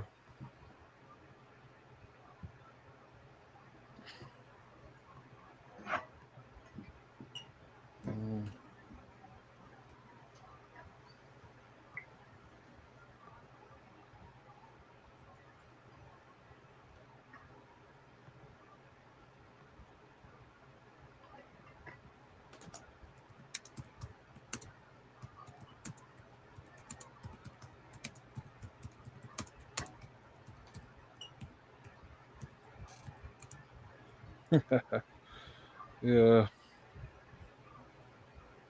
Well, you got rid of it? No. Hold on a second. Oh, it's just the chat won't let me see it. It's probably scroll pie. Yeah. Yeah. And if he copied it. Probably.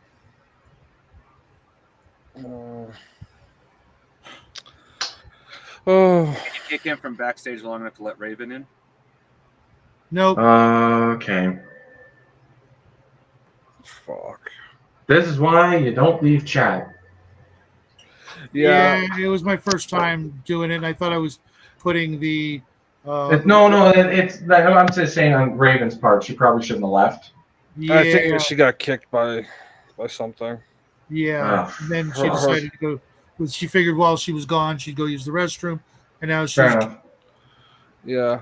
No, I'll figure out how to make a a group like Connell has on Discord, and we can all just use that to. Yeah. No, I got an What? idea. Yeah.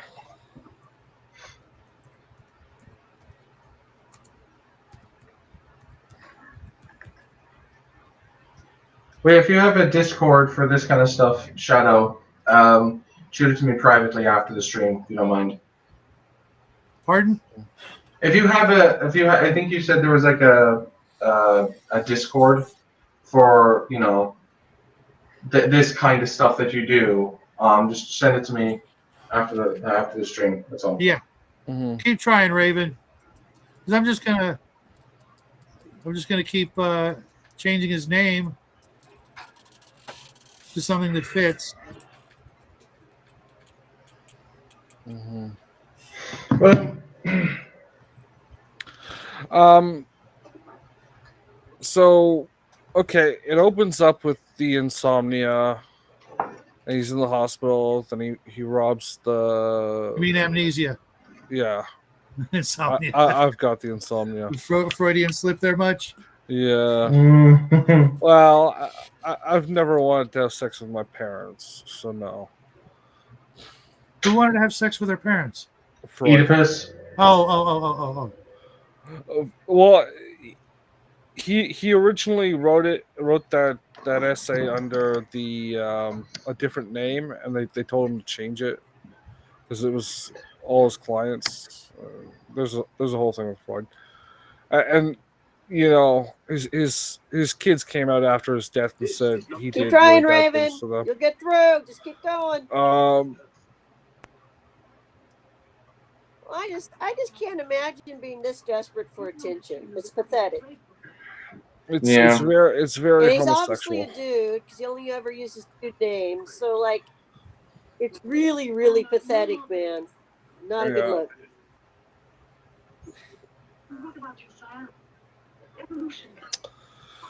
Well, I don't know if that necessarily makes him a dude. Mm.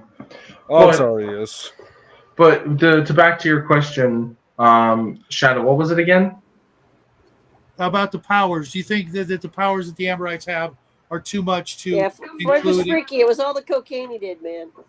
But You think it's too much for a role playing game? And clearly, since you play the Amber game, but I can tell you as someone who's played not only the actual game but also offshoots of it, when a lot of people have the same kind of power, it doesn't. See, here's the problem. I've been on the bad end of this, where because someone my character cared about was in danger, or he believed was in danger. He took the pattern too early and he jumped from like +2 good stuff all the way down to -10 bad stuff. okay. And that was bad. Like it got bad really fast. It sucked. But even then, if you're not careful with what you say to ask the pattern to take you someplace, you can wind up in places that you really shouldn't be. So, and trumps are also dangerous. If you just start taking or making trump calls willy-nilly, like people can start zoning in on you. It's kind of like what we're experiencing now, Shadow. You trump people or leave your IPN out for everyone to use. Some douchebag is going to start exploiting it. Yeah. And if you shapeshift too much, it can have adverse effects on your mind. The Lorgris can drive you insane. So I don't think it really just comes down to how objective is your DM going to be with the powers? How much is he going to allow you to use them, but then apply the consequences fairly? That really, if your DM or GM never applies negative consequences to what you do, then yeah, they're way too powerful. But if they're fair and adjudicate them properly, then no, I think they're fairly balanced. It's also the fact that they're also, given the fact that you have to bid for your stats, a lot of those powers are very expensive. Like pattern is 50 points. That's half the baseline of your bidding potential. You know, that's insanely expensive.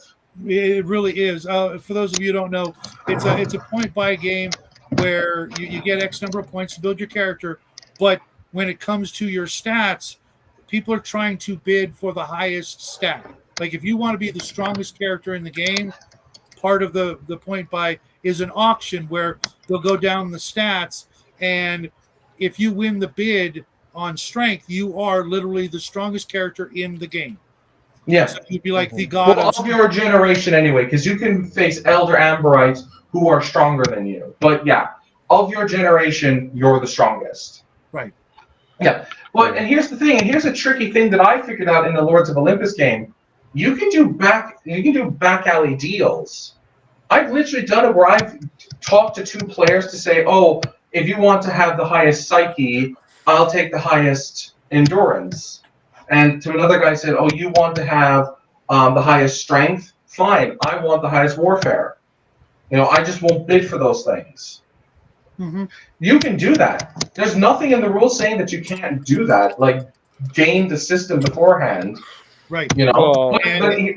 but here's the thing. You can take that deal and someone can lie to you. Mm-hmm. You know? There's nothing in the game that says that they have to, oh, I agreed to this, to take a dive on this, that I must honor it. It's like, no, they can lie to you. Exactly. You know? That's to put it bluntly, making a character is the best session zero ever because it is a competitive thing where, like he said, there are backroom deals and backstabbing and competition and fighting for, you know, those things that you want. If you want to be, you know, the most psychically, you know, like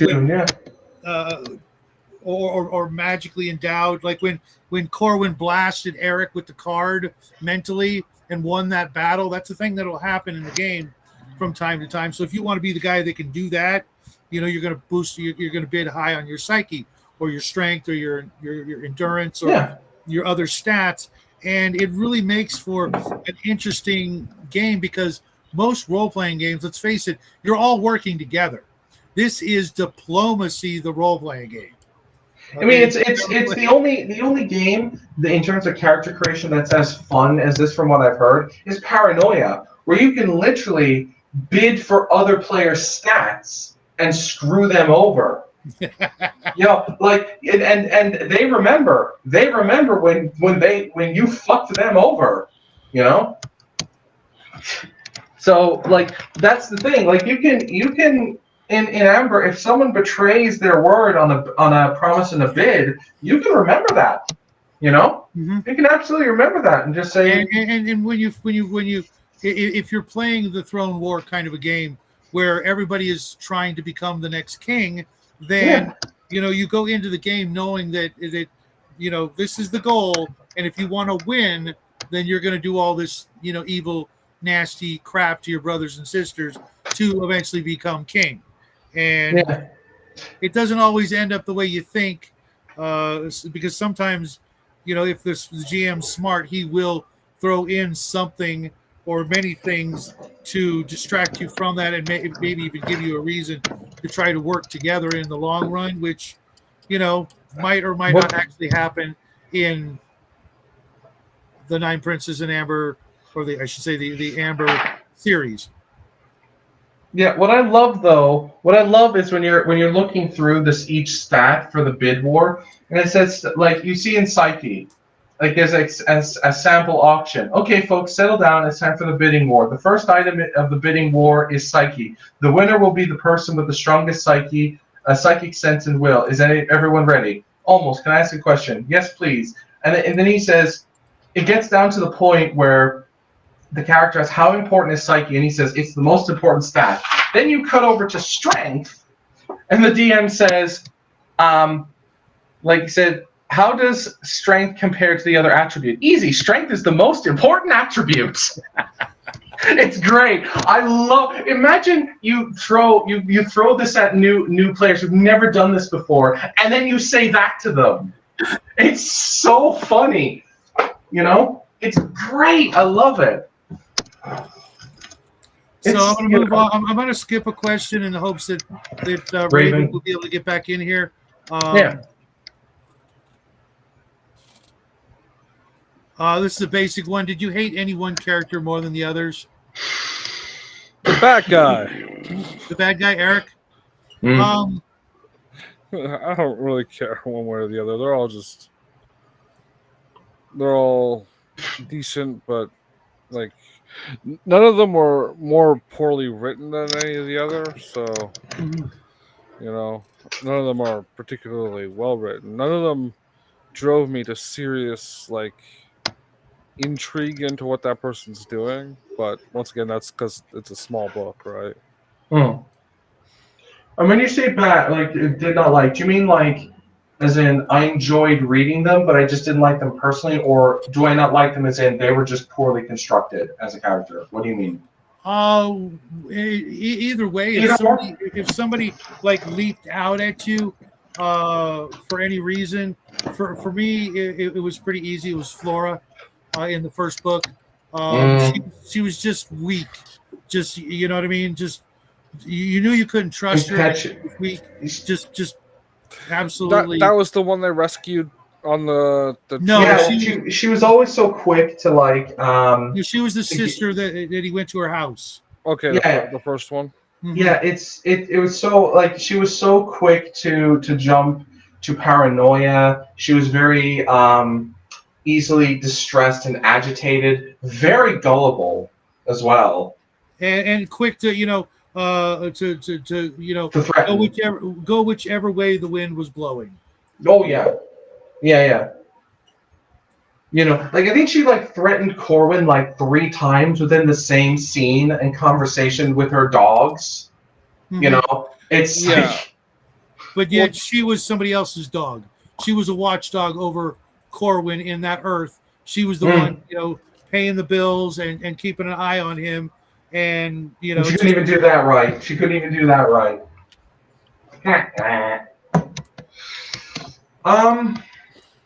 Besides her, I don't think there is anyone off the top of my head, because I didn't hate Eric. I didn't. I found him compelling. He, other than the little bout of cowardice, he went after something that he wanted, and he was doing the right thing once he got it.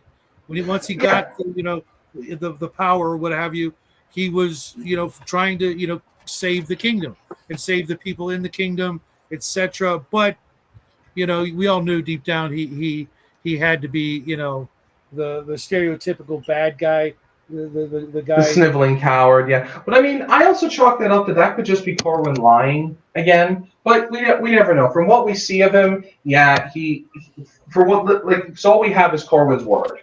So his cowardice, yeah. But then again, he wasn't a bad king. And it wasn't really cowardice; it was just fear of Corwin. Yeah. Because Corwin was gone. It wasn't even unfounded, because Corwin was gone in shadow for a long time, and he survived a plague as well that could have killed him. So not only that, but there was also the fact that everybody kind of knew that the father wanted Corwin to take the crown, or at least Oberon cared a great deal about Corwin. I don't know if everyone knew, but I would be surprised if Eric did know. I wouldn't be surprised. Well, when Oberon said that no patricide would ever wear the crown. Again, that's again, this is a private conversation that he had with Corwin. So even if it's just, again, I'm very cynical when it comes to Corwin. I will grant you that. But yeah, if that is true, then yeah, I can see why Eric would fear him. And fear having to kill him just on the off chance that Oberon is still alive.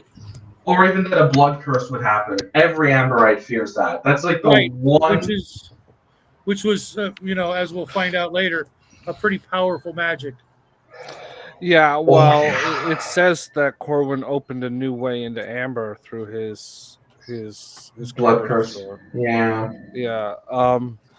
that was allowing Shadow, which I'm assuming it's entities from other realities. Yes. In all I think cases. they're likely abyssal creatures rather than just shadow creatures, but either way, they are incredibly dangerous. Yeah. Oh well, he specifically says only the dark and like dark or evil or something like that can use that path. Hey, Grandma.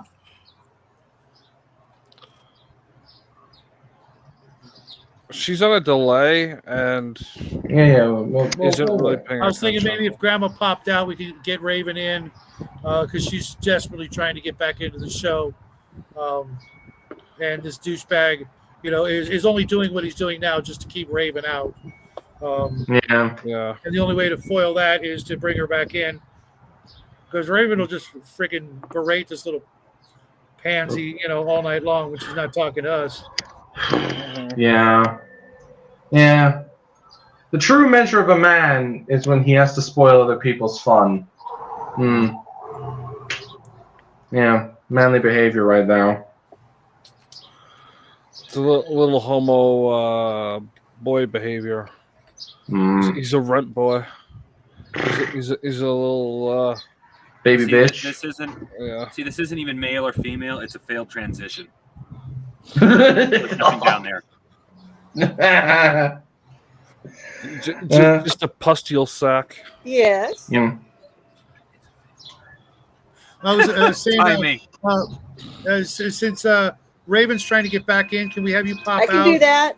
That way thank you. Come back in because Okay. douchebag is only doing what he's doing now to keep her. Grandma, you are my hero. Yeah. If you're still listening, Grandma, thank you. Raven, if you're listening, get your ass in here.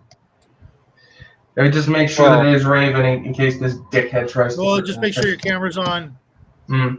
Yeah. Well, let's more accurately get your cat's ass in here. Man, you really don't like cats, do you? She's got like 20 of them, bro. Fair enough. Justin, you answered the question. Dark Knight, I know you did. Crafty, did you answer I the don't question? even remember what the question was. Was there anybody you hated? Anybody I hated?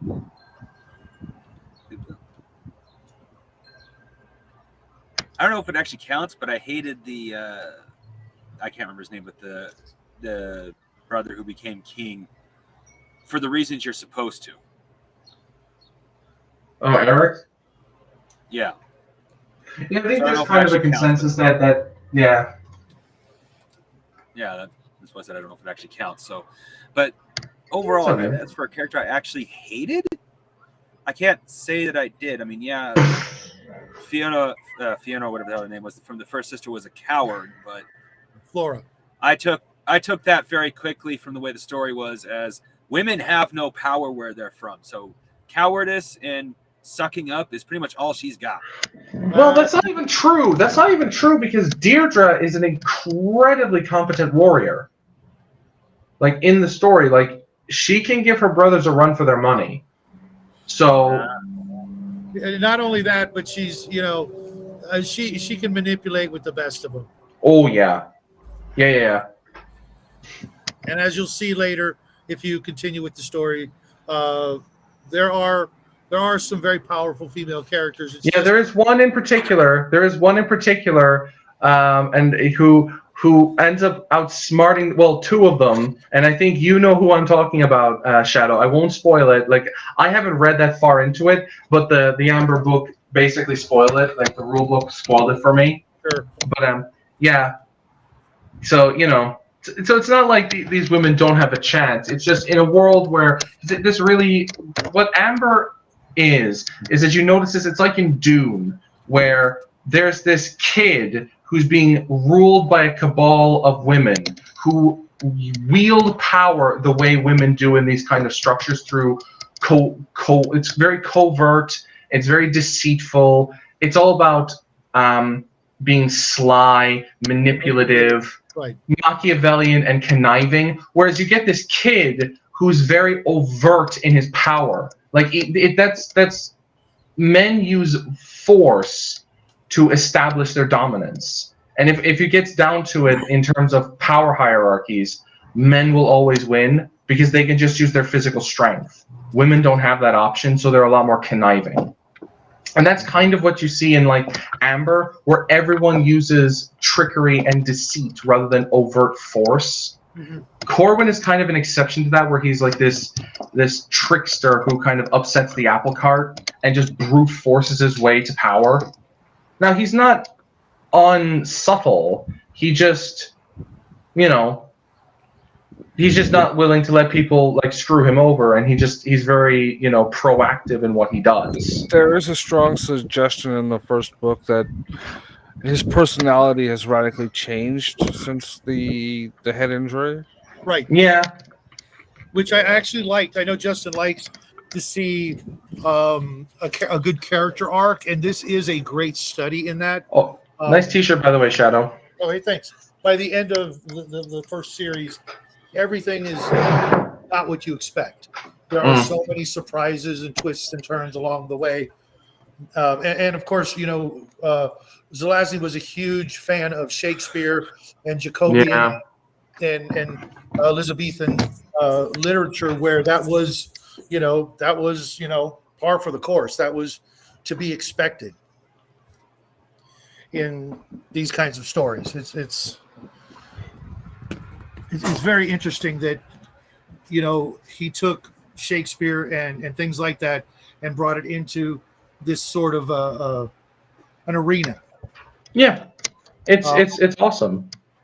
It almost I kind of want to read Shakespeare now just to get a better understanding of Amber. Yeah, there's a lot of good Shakespeare plays out Macbeth is the only one that I've read to completion, and I have a few of them. I just haven't gotten around to read them yet. But there are some real stinkers. So. I actually went and looked at, when I was doing some research on this, there are scores of Shakespearean references throughout the Middle English that he uses, like when he speaks of Amber, when he remembers like the these and the thous, like Oberon, Midsummer Night's Dream, Merlin, Merlin from the Arthurian stuff, there are, like I said, scores of references. I'll find the link and share it later.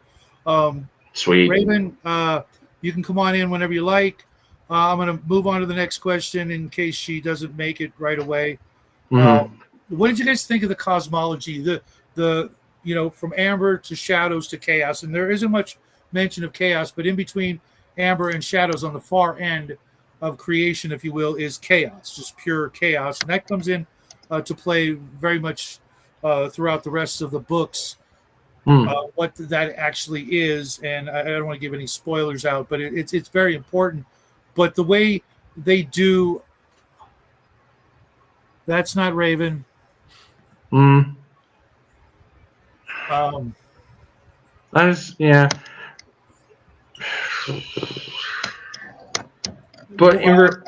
Crafton, what did you think about it? The whole idea, of the way the universe is set up for these main characters, the way, obviously the universe is literally in a way, revolves around them, but at the same time, it doesn't feel so, just, milk and honey everywhere they go. Yeah, I actually really liked the concept. It was not a new concept overall, but the fact of the matter is Earth wasn't the center, and that's usually how it goes, is Earth is the center. In this instance, Earth was one of the shadow worlds. Mm-hmm. Well, Amber is called the real Earth, but yeah. The only real disappointing part about that was the fact they didn't explain too much about how the rules worked. Not so much like go into hyper detail, but like you kind of have to listen carefully to figure out, well, this world will have magic, well, this one won't, and then this one will have different physiological rules. And you have to just listen very carefully to figure that out. It's a 5.5 hour audio book, so I'm gonna ballpark the page number around 300, 400. No, 250, 300. The first book is actually, I believe, No, it's 175. 175, so longer than I thought, or shorter than I thought. Sorry. It's all good, man. Well, I'm ballparking, right? It's rarely that I look at a book this short. Normally, when I pick up an audio book, it's 10, 12 hours. 15 to 60. Hmm. Fantasy is in the 60-hour audio format, right? Like so. Yeah. 60 hours is not unheard of for a fantasy book. Hmm. Yeah. Most people don't realize how long books actually are. Yeah. But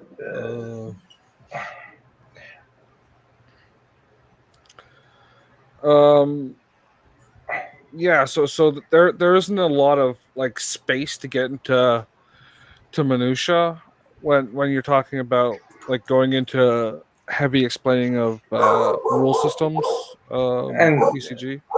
and to be fair, the fact that each chapter was serialized for publication in a magazine, that he just went chapter by chapter by chapter, and then they later got compiled into one book, would also explain why they didn't explain much of the cosmology, because they're just trying to keep the reader engaged in the immediate moment for serialization. I actually do like not over explaining things. Oh yeah. I think that that is a problem with like modern fantasy, which is most there's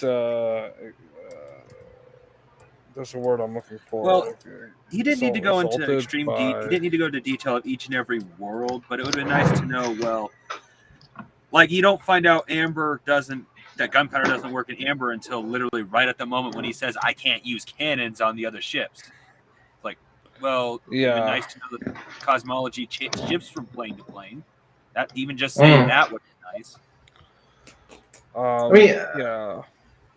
I'm not. I don't really mind them not explaining too terribly much, because I'm used to reading like ancient mythology where they don't go into like painstaking detail about everything. You know, we don't need to know like how Medusa turned, like what are the mechanics of the magic that shifted her into the monster she was. Why is it that Hermes' sandals let him fly? We don't really need to know the extensive detail on that. You know, we just need to know that it works, and that's about it. If it just says, "Oh, in here gunpowder doesn't work," okay. You know, I'm willing to take things at face value because there's obviously a reason why, and we don't need to explain it. So it's like, I think the major problem with the series, especially if you're telling me it was serialized, is you have a story about a person who can walk from reality to reality, but we never really spend any time in those realities. yeah, like I mean, you know, it's all about Amber, because that's what all Amberites say that like. But what's actually interesting is that like they basically say that shadow people aren't real, because they obviously Zelazny drew heavily from Plato's idea of the realm of forms and like universals and particulars. Yeah. Right. It's very obvious that that's what he was going for. But what's interesting is that there's this thing called the primal pattern. Yeah. Which would seem to suggest that even Amber isn't real. That there are other places that are, quote, real that are connected to the true pattern. Yeah. The term I was looking for earlier was travelogue. That's the type of story it is, because you're moving from place to place. But the point I was getting at is if you're telling stories in a magazine, it pays to actually look at your current location, and it's brushed over. Like when fuck, his name's escaped me now, the main character. Corwin Visits the world with the red furry guys or whatever. Yeah. To recruit them. We never actually see that. It's just brushed over. He gathered some furry guys, he gathered some red dudes, done. And then you see him just go over the casualties that are lost in shadow, like just like, oh, we lost 17 ships here, we lost 200 men there. Yeah. And that is kind of annoying. Like, it kind of loops back to my problem with it, where he over-explains the combat. Like, he can go for, extended periods of time explaining each painstaking stroke, but yet, and we lost this many people. Well, and just keep moving on. I get it, but it's just a nitpick, really. We never meet any of those people either, right? So yeah, but at least it's not as bad as Robert Jordan doing 300 words on the doilies in or Waiting for Godar, where it's an entire book waiting for the plot to happen. I literally had a communist professor, and I mean a self-admitted communist professor, when I was in college, explain to me that Waiting for Godar is the story about waiting for the plot to happen twice. Wow. That sounds so riveting. I wonder why I forgot about it while I was reading it. Oh God. Oh God, I hated that story so much. I'm not even joking. I was literally forgetting what was happening while I was reading the damn thing. Yeah. God. I highly recommend you read Das Kapital. I've read the Communist Manifesto, my friend. Pretty dry material, if I'm not gonna lie. Not very compelling. No, I don't know. Shadow, that's my pick for next week. I'm going off the Appendix N. We're reading Das Kapital. We're not doing that. We're not doing No. that. We've got 27-ish more authors to go through, unless we all unanimously agree that we don't want to do that anymore. We want to pick some of our own favorites, which... No, Grandma. No luck with Raven. Nope, this that little nothing won't knock it off. His suffering in hell is going to be legendary. Are you on the new version of Restream? Restream, where it has a over here. It has a thing with people. You click on it, and it's the green room. Okay. Yeah.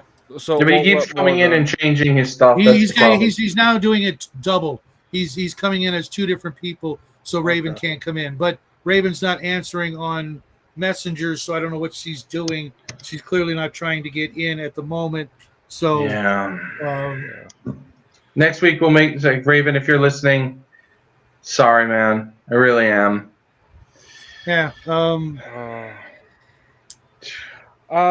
So yeah, I'll look into Discord and how to make a group, and I'll invite the people that are regulars to that, so they'll get the message. You're not sorry, dude. If you were sorry, you would leave and then buy some rope and go into the bathroom.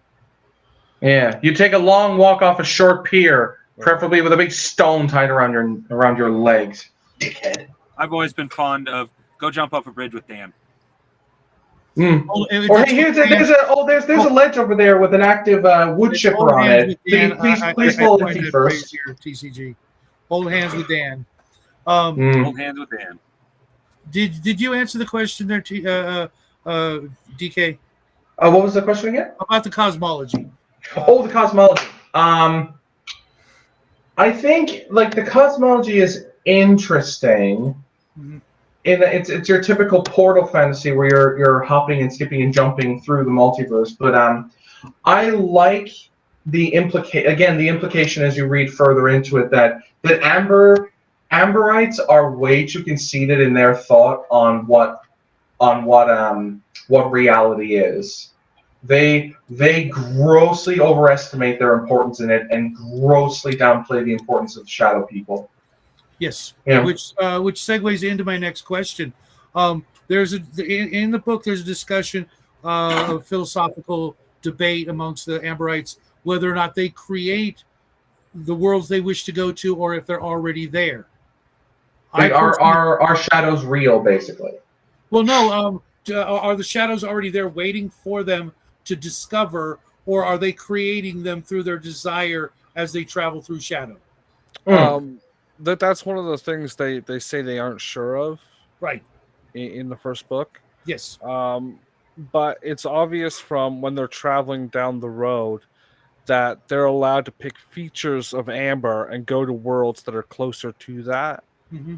So like when the brother he's first traveling with Random.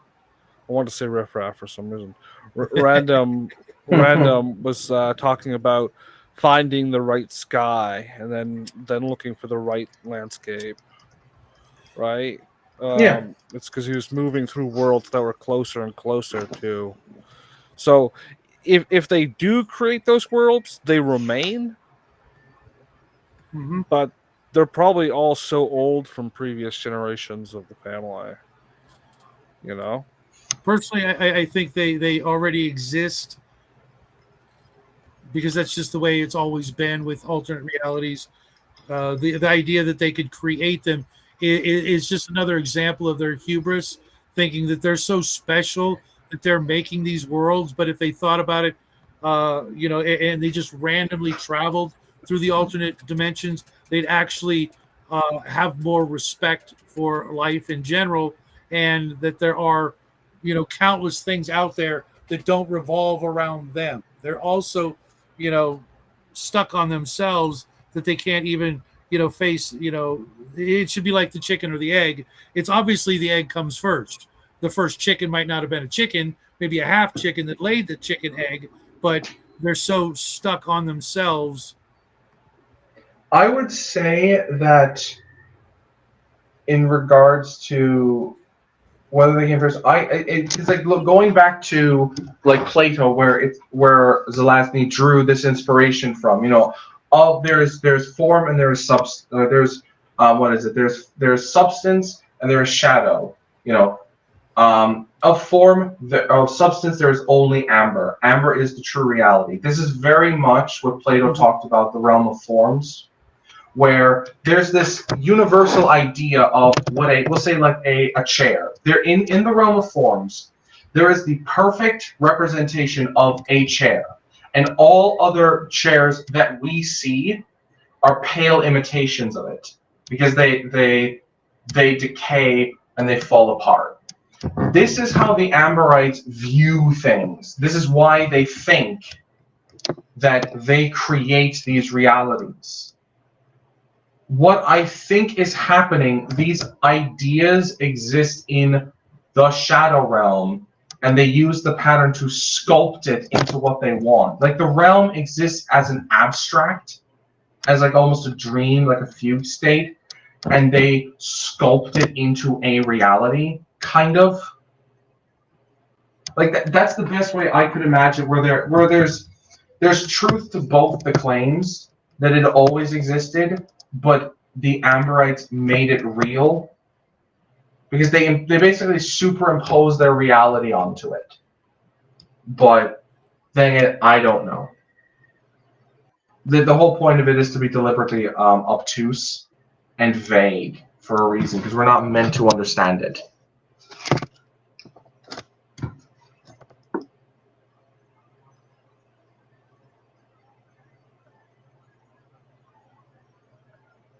Sorry, I hit the wrong button there, guys. That's all good, man. Justin, what about you? What do you think? Repeat the question.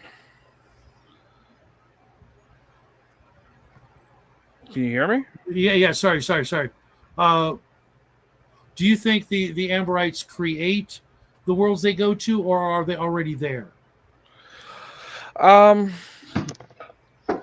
At the very least, they are capable of changing the worlds because Corwin changes Core Amber, right? So, Kinda, yeah. At the end of the book, so it is possible that at one time skilled members could have probably created worlds, but if they did, all the ones that they have in the series up to the first book are at the very least remnants from when that ability was more common, but they're all already there when the characters we see come into existence. So I'm thinking most of them are real, but some of them might be manufactured, especially if there are worlds where they can just like summon flocks of adhering soldiers, like fanatical soldiers to their cause. Mm-hmm. Those worlds were probably created at one time to be that. Um, you know, Maybe. How about you, TCG? What do you think? I believe it's both. There are pre-made worlds, but some of that there are also worlds that are created by the Amberites, and because they specifically say the horse, can't remember its name, that the brother in white armor wore was created by him. They make it no ifs, ands, or buts in the book. Okay, that's interesting. Grandma, is that you on double time? Yeah. Yes, it is, guys. Let's thanks for this. Oh my God. She goes in for the was it you all along? Oh, get fucked, buddy. Holy Get crap. absolutely fucked. You have won the internet. Oh, That is so freaking awesome. that's amazing. Oh my God, Grandma. I love this. It is a pity that Raven couldn't be here, man. I don't know what she's doing. She's but being eaten by cats. I cannot wait to tell her what happened. And if she, I've got Messenger open. If she wants to respond and say, "Hey, cool," but if douchebag literally is still out there, hey, there's still views for the show. I'm just saying. You want to give me numbers? Sweet. Then kindly go fuck yourself, dude. With a chainsaw. I would have said a cactus because it's a lot slower, but chainsaw works. You might survive the cactus. Yeah, that's the point. I don't want this guy to survive. So we're actually we're almost done with my questions, other than the one I saved for Raven, which I'll save for last, and she can at the very least respond in privately. Yeah. Are any of you guys going to finish the series? Oh, I am. Well, Absolutely. we're going to do it. We're doing it periodically through this. Okay. Well, I mean, I can see Justin if you wanted to decline. If you're like, I'm not invested, but there's enough there to keep me interested. But I'm really glad to hear that. I could see it going downhill really quick. But if you're saying it goes uphill, I truly believe it does.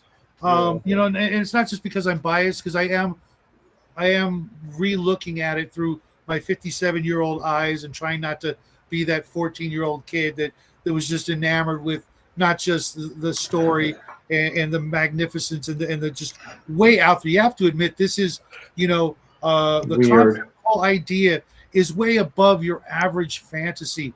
Your usual, 0 to hero. I mean, this is like, okay, you played the 0 to hero, and now you're starting at the freaking Immortals rules, like BX Immortals rules. Okay, now you're starting out, not even at the beginning level of that, but you're way up there. You're like 50th level god. You're making whole worlds like that, like it's nothing. This is a really big, experiment in if you were all powerful, what would you do? You know what I mean? And so that's as power a kid, corrupts, and absolute power corrupts absolutely. Right. And to see what's going to happen, in this experiment, let's call it, I think most of you will be pleasantly surprised at least once, if not a bunch more times. And I know Grandma's going to at least finish the first book, and Dark Knight. I know you're going to go all the way to At the very least, I'm going to finish the Corwin saga because I've heard mixed things about the Merlin saga, but I'm probably still listening to Merlin stuff as well. I am too, because I will be honest, I had some of those misgivings about the second half, the Merlin saga. You could definitely see a lot of differences, and mind you, there was a 10-year gap between them. And also the fact that it wasn't like serialized like the original one was. Mhm. So but whatever. I'm still open to listening to it. And it's I'll get there before you, because I'm a couple of books ahead of you. But I will go in there and I will check it out.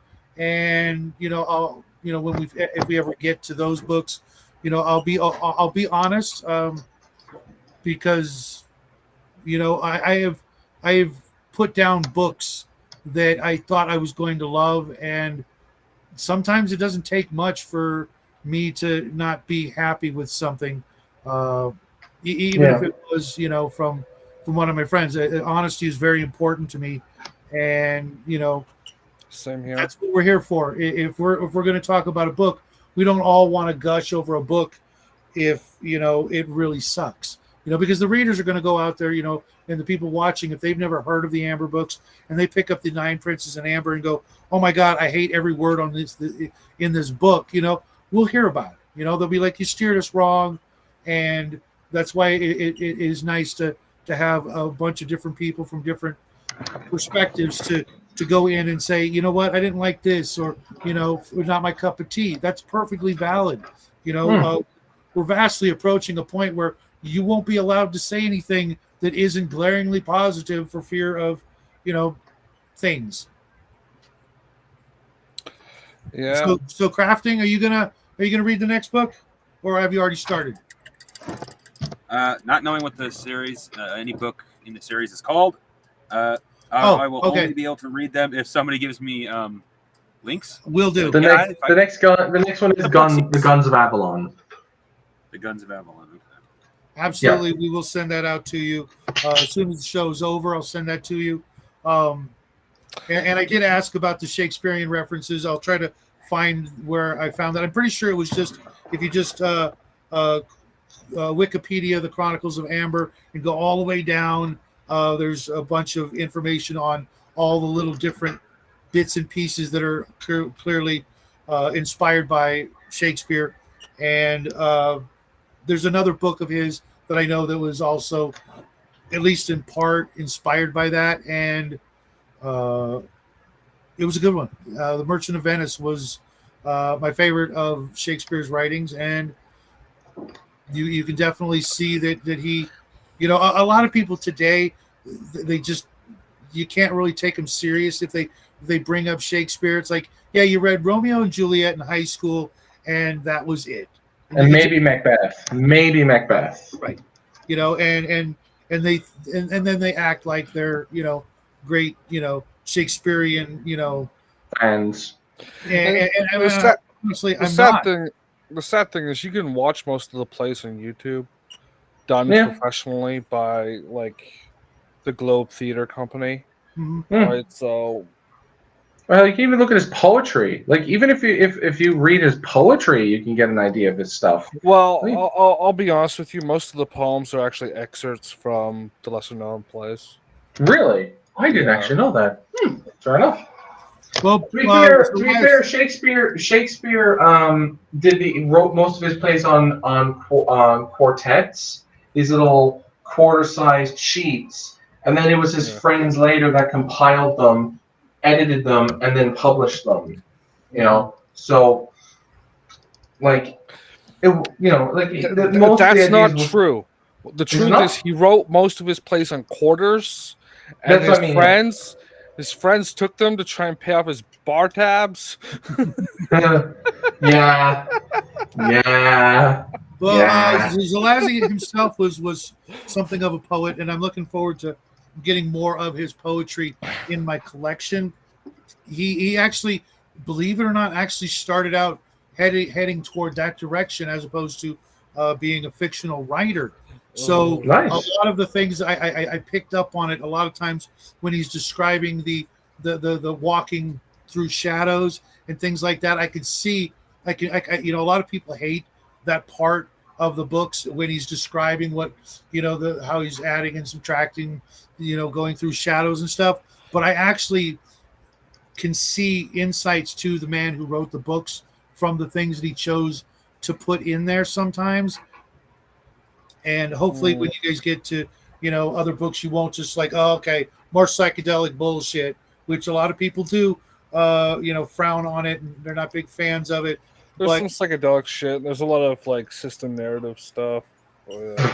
it's not all just randomly, you know, put together words to just, you know, to make it, you know, seem like weird. Talking about. Yeah. It clearly comes from, you know, or came from his heart and his life experience. And, you know, it's not like some other authors where, you know, they're describing, you know, a tree, you know, for half a page. You know, most of us don't care. You know what I mean? Yeah. There was a time people did, but now I find it even today refreshing that he'll just blaze through, you know, these you know, scenes of traveling through shadow, and occasionally you got to be careful because occasionally he'll surprise you with something that you'll see or read in those scenes that you know, there's at least one really good dad joke. So if there's you no read it, such thing. okay, well, it's a really good old joke told by a dad. How's that? Because dad jokes didn't exist in that context back then. The next to last question I have for you guys, was there anything from these, or this story, I should say, that you would incorporate into your game, either as a game master, a player, character, or even an NPC? Were there any little things that you like, you know what, I might borrow that? I will try. I'm going to treat all gods in my D&D games from now on as basically like Amberites. I can see that. That Yeah. sounds that sounds like a great way to have like a more modern look at Clash of the Titans. Like I will still have like the god of Amber, the god of law being one and absolute, but the rest of his family, like he won a war against them, now rules reality and kicked the rest of them out into shadow or into chaos, and they become like demons or nature spirits, and they still have power. They're just nowhere near as powerful as he is, like not even close. So that's just how I would handle cosmology from now on. Just the gods are Amberites, and that's it. Okay, how about you, TCG? Ooh. Kind of obscure from the main storyline. If I was going to incorporate something, it would have to be the underwater steps and how you get to the underwater city. Oh, Repma? Survive. Right, no, that's good. Yeah. Through mirrors, yeah, that that was cool. in the game. Yeah. Like, yeah, I was actually thinking of putting like elves traverse the world through mirrors. So when I heard that in Redma, I was like, oh, that's perfect. That's so perfect. Or Tirnanog. Yeah, I haven't gotten there yet, but for what little I know of it, for what little I know of it from the actual RPG of Amber, I'm like, oh, this is weird. It is the idea of being able to fall through the city, you know, because it's basically little spoiler. There's another reflection of Amber near Amber, whereas Remba is a reflection in the water. Tirnanog is the reflection in the clouds in the sky. On certain moonlit nights, you can actually see like what looks like an illusionary or Northern Lights version of Amber up, you know, in the mountaintops and in the clouds and whatnot. And when you go there, you're like walking through like, you know, ghostly clear stairs and things like that to get into that version of Amber. And that sounds so cool. It really is well done, and you know, knowing that all it takes is like the clouds to go in front of or behind the moon or something, and the whole thing will just like disappear while you're up in a tower in amber. So you're going to fall doubly far to your horrific end. Yeah. Yeah, don't do that. Yeah. Piece of advice. Yeah. Take up some sorcery and control the weather while you're doing that to stay alive. Yep. You know, it's cool. Just a cool series. So, Justin, how about you? Anything you're going to borrow or take away from this in your next game, or I don't know. Probably not for me. It's just not the kind of thing that I would do. But I wouldn't. I wouldn't dislike playing in a game where some of these things happen. That doesn't mean you gotta work them into every scene. There, Shadow. Oh, absolutely. No. There's really only one thing that I would steal right off the bat, other than I really do like the caricatures that are the characters, because they really are, these very two-dimensional sort of characters, all of the brothers and sisters. They're archetypes, yeah. And I try to make my characters a lot more three-dimensional than that, even though Justin will give me a pshaw or something about that. I try at least on paper, I'll give little hints and things like that that maybe I should lean into a little more. But for me, the one thing that I would love and have, hold on, Raven, I'll let you in just a second, because the last question I know you're going to enjoy, which is the answer to this question. Just give me a second, Raven. I'll have Grandma pop out of one of the channels so I can let you in, but timing is everything. For me, the thing I loved the most was the cards, the trumps. That has a magic item or as an ability that the player character could, or excuse me, the player character group could develop as many having things. the other player characters on cards that they could, communicate with and pull each other through. Oh my God, it was one of my favorite things about the whole story is literally that. And if because players in my group have wanted to create the trumps, and I'm like, you know what, not a problem. Let's figure out what it's going to take for you to learn how to do all that. Blah blah blah.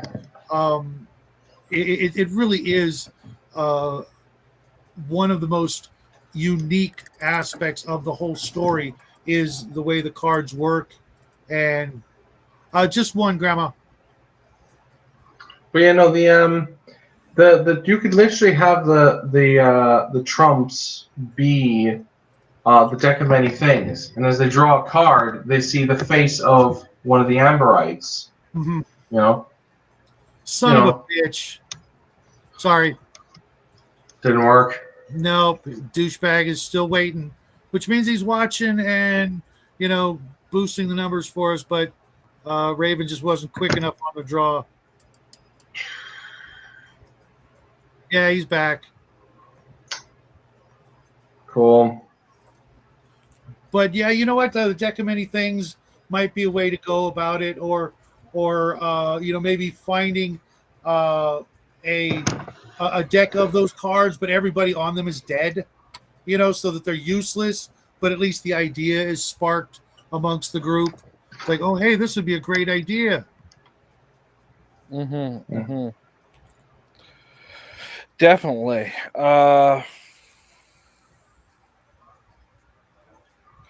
Kind of peeved that we got this weirdo. Mm-hmm. Yeah.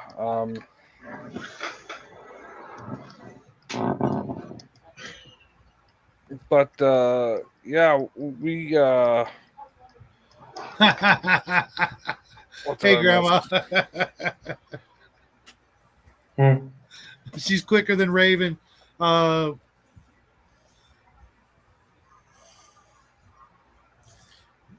Grandma. I don't know. Fucking.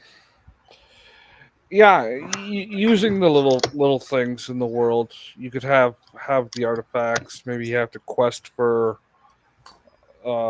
You hear about a madman who's being held by a cult who has like some sort of art power, and you quest to rescue him, and he gives you a deck of tarot or whatever.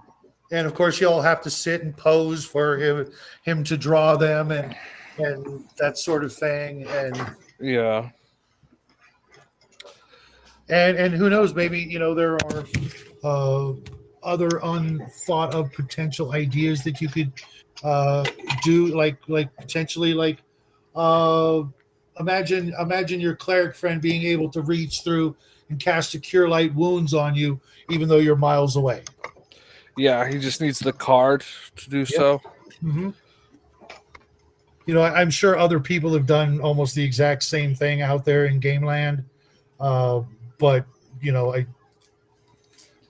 your wizard friend says, "Okay, point the card at the enemies," and he launches a fireball. Yeah. I mean, that literally, or he just pulls out his 38 and just starts blasting. Instead of just lightning. Sure. Any of those things are potential, things you could do with it, but just the basic premise of even if you're a stingy ass GM, will only let you communicate. That's still a very powerful. Yeah, you can get like worlds of knowledge, right? What do you mean? Well, you can have half the party go somewhere. Yeah, it's basically like a cell phone, right? So Sure. And a homing beacon, like you said, combined. If your game master is allowing that, so the party will never get lost or have a lost member. Right? Well, unless they lose the card. Yeah. Mm. But does it allow you to home in on the card, right?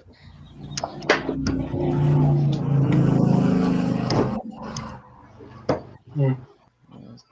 Well, I think we've exhausted this topic. Actually, Yeah. the other question I was saving for Raven was, what did you think of the Trump card? And I know she would go, cuckoo for Cocoa Puffs over the idea, being into actual tarot cards and things like that. Did you guys think it was too overpowered or too, niche, or did you, like me, What were its exact abilities? I don't remember. mostly just being able to communicate and speak with somebody. You could also do the psychic blast, but I don't know if that was through the cards only or if that was a force of will contest you could do in person.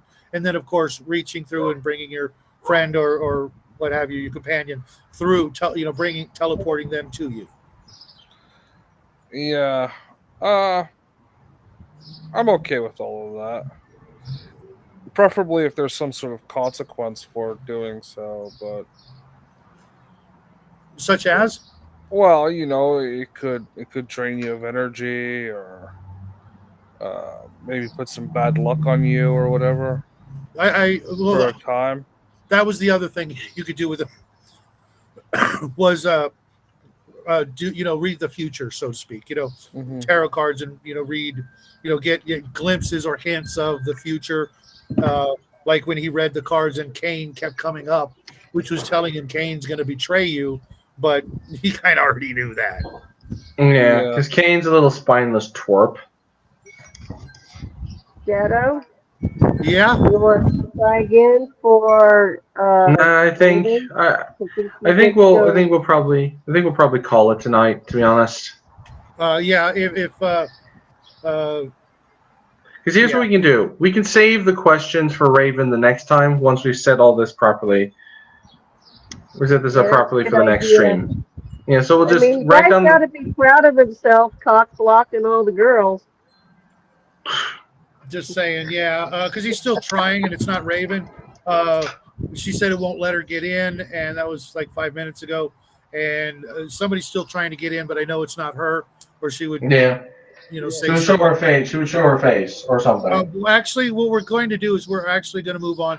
I'll talk to Raven tonight and run her through the questions, and this way we can get on to the next book.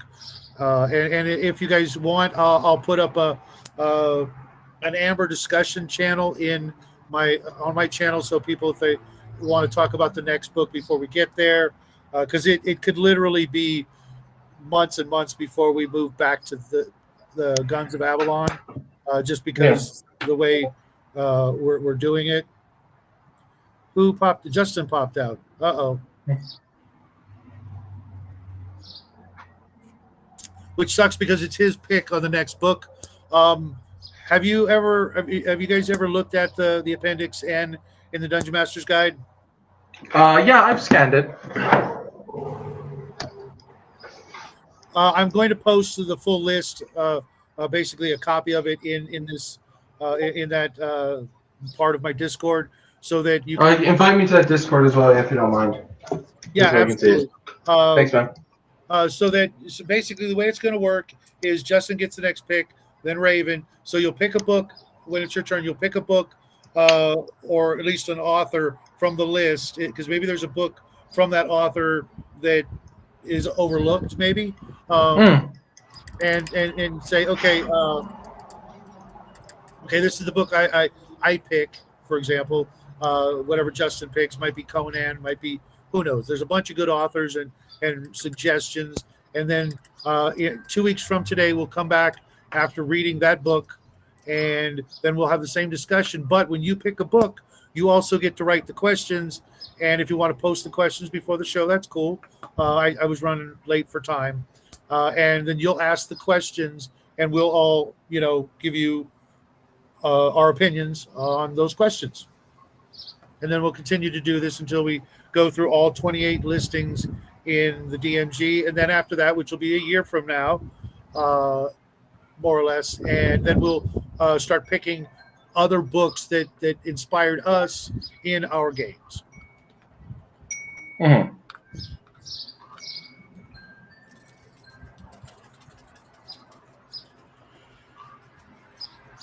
So if you guys are up for it, that's what we'll do.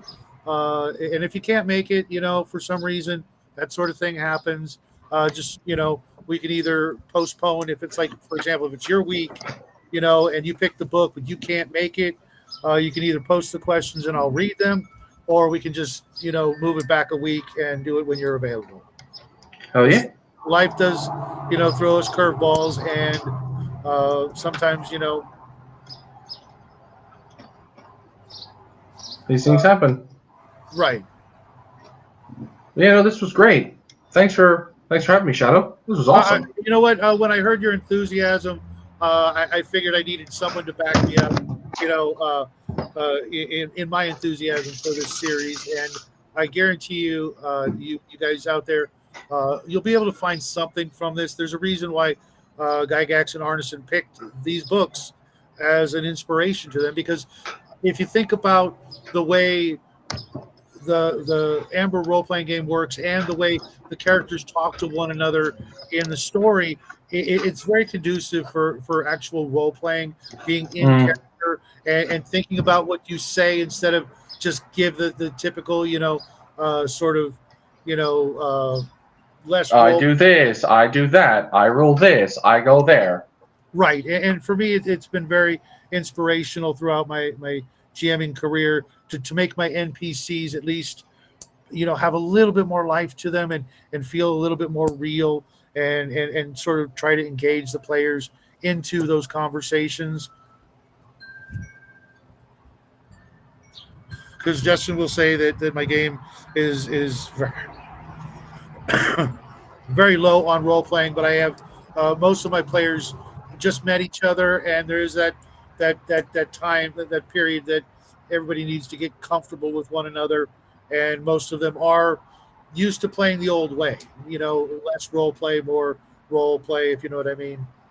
So hopefully this will actually help me and everybody else out there. I guess Justin's not able to get back in here. Let me double check and see what happened with him and see if he can tell us what his book is going to be. Nope, his internet went out. So I'll just post it later on, sometime, as soon as possible, what his pick will be. Grandma, are you up for it?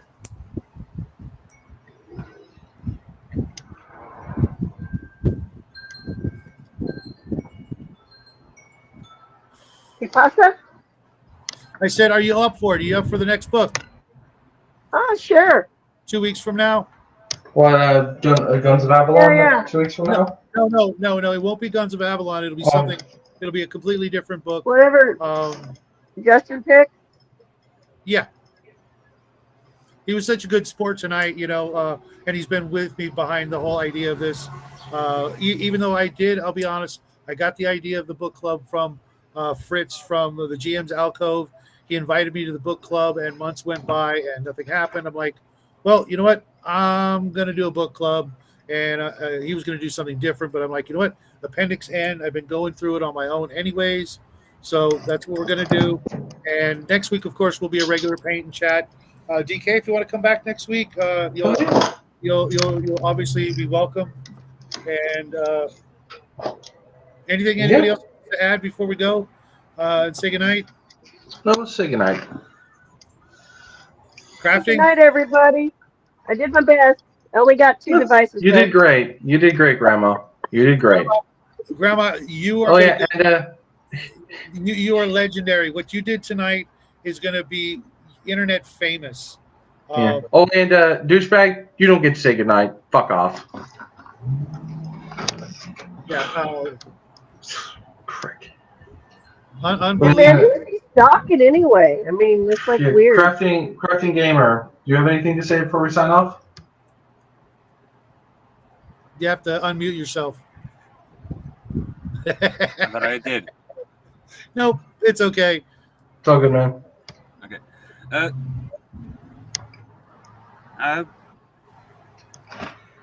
Read more good books. Yeah. That's definitely something that's becoming a lost art, and hopefully we'll encourage more people to do exactly that. With that said, I'm going to say goodnight. I need to use the little Amberite room myself. Love you guys. I will see you guys out there on the interwebs. Tomorrow's my game night. So, Hi, Raven. Yeah, sorry, Raven. We'll make it up to you next week or sooner. Yeah. She'll get to choose the book. No, you're not, douchebag. No, you're not. No, you're not, man. After Justin picks, you get to pick next book. How about that?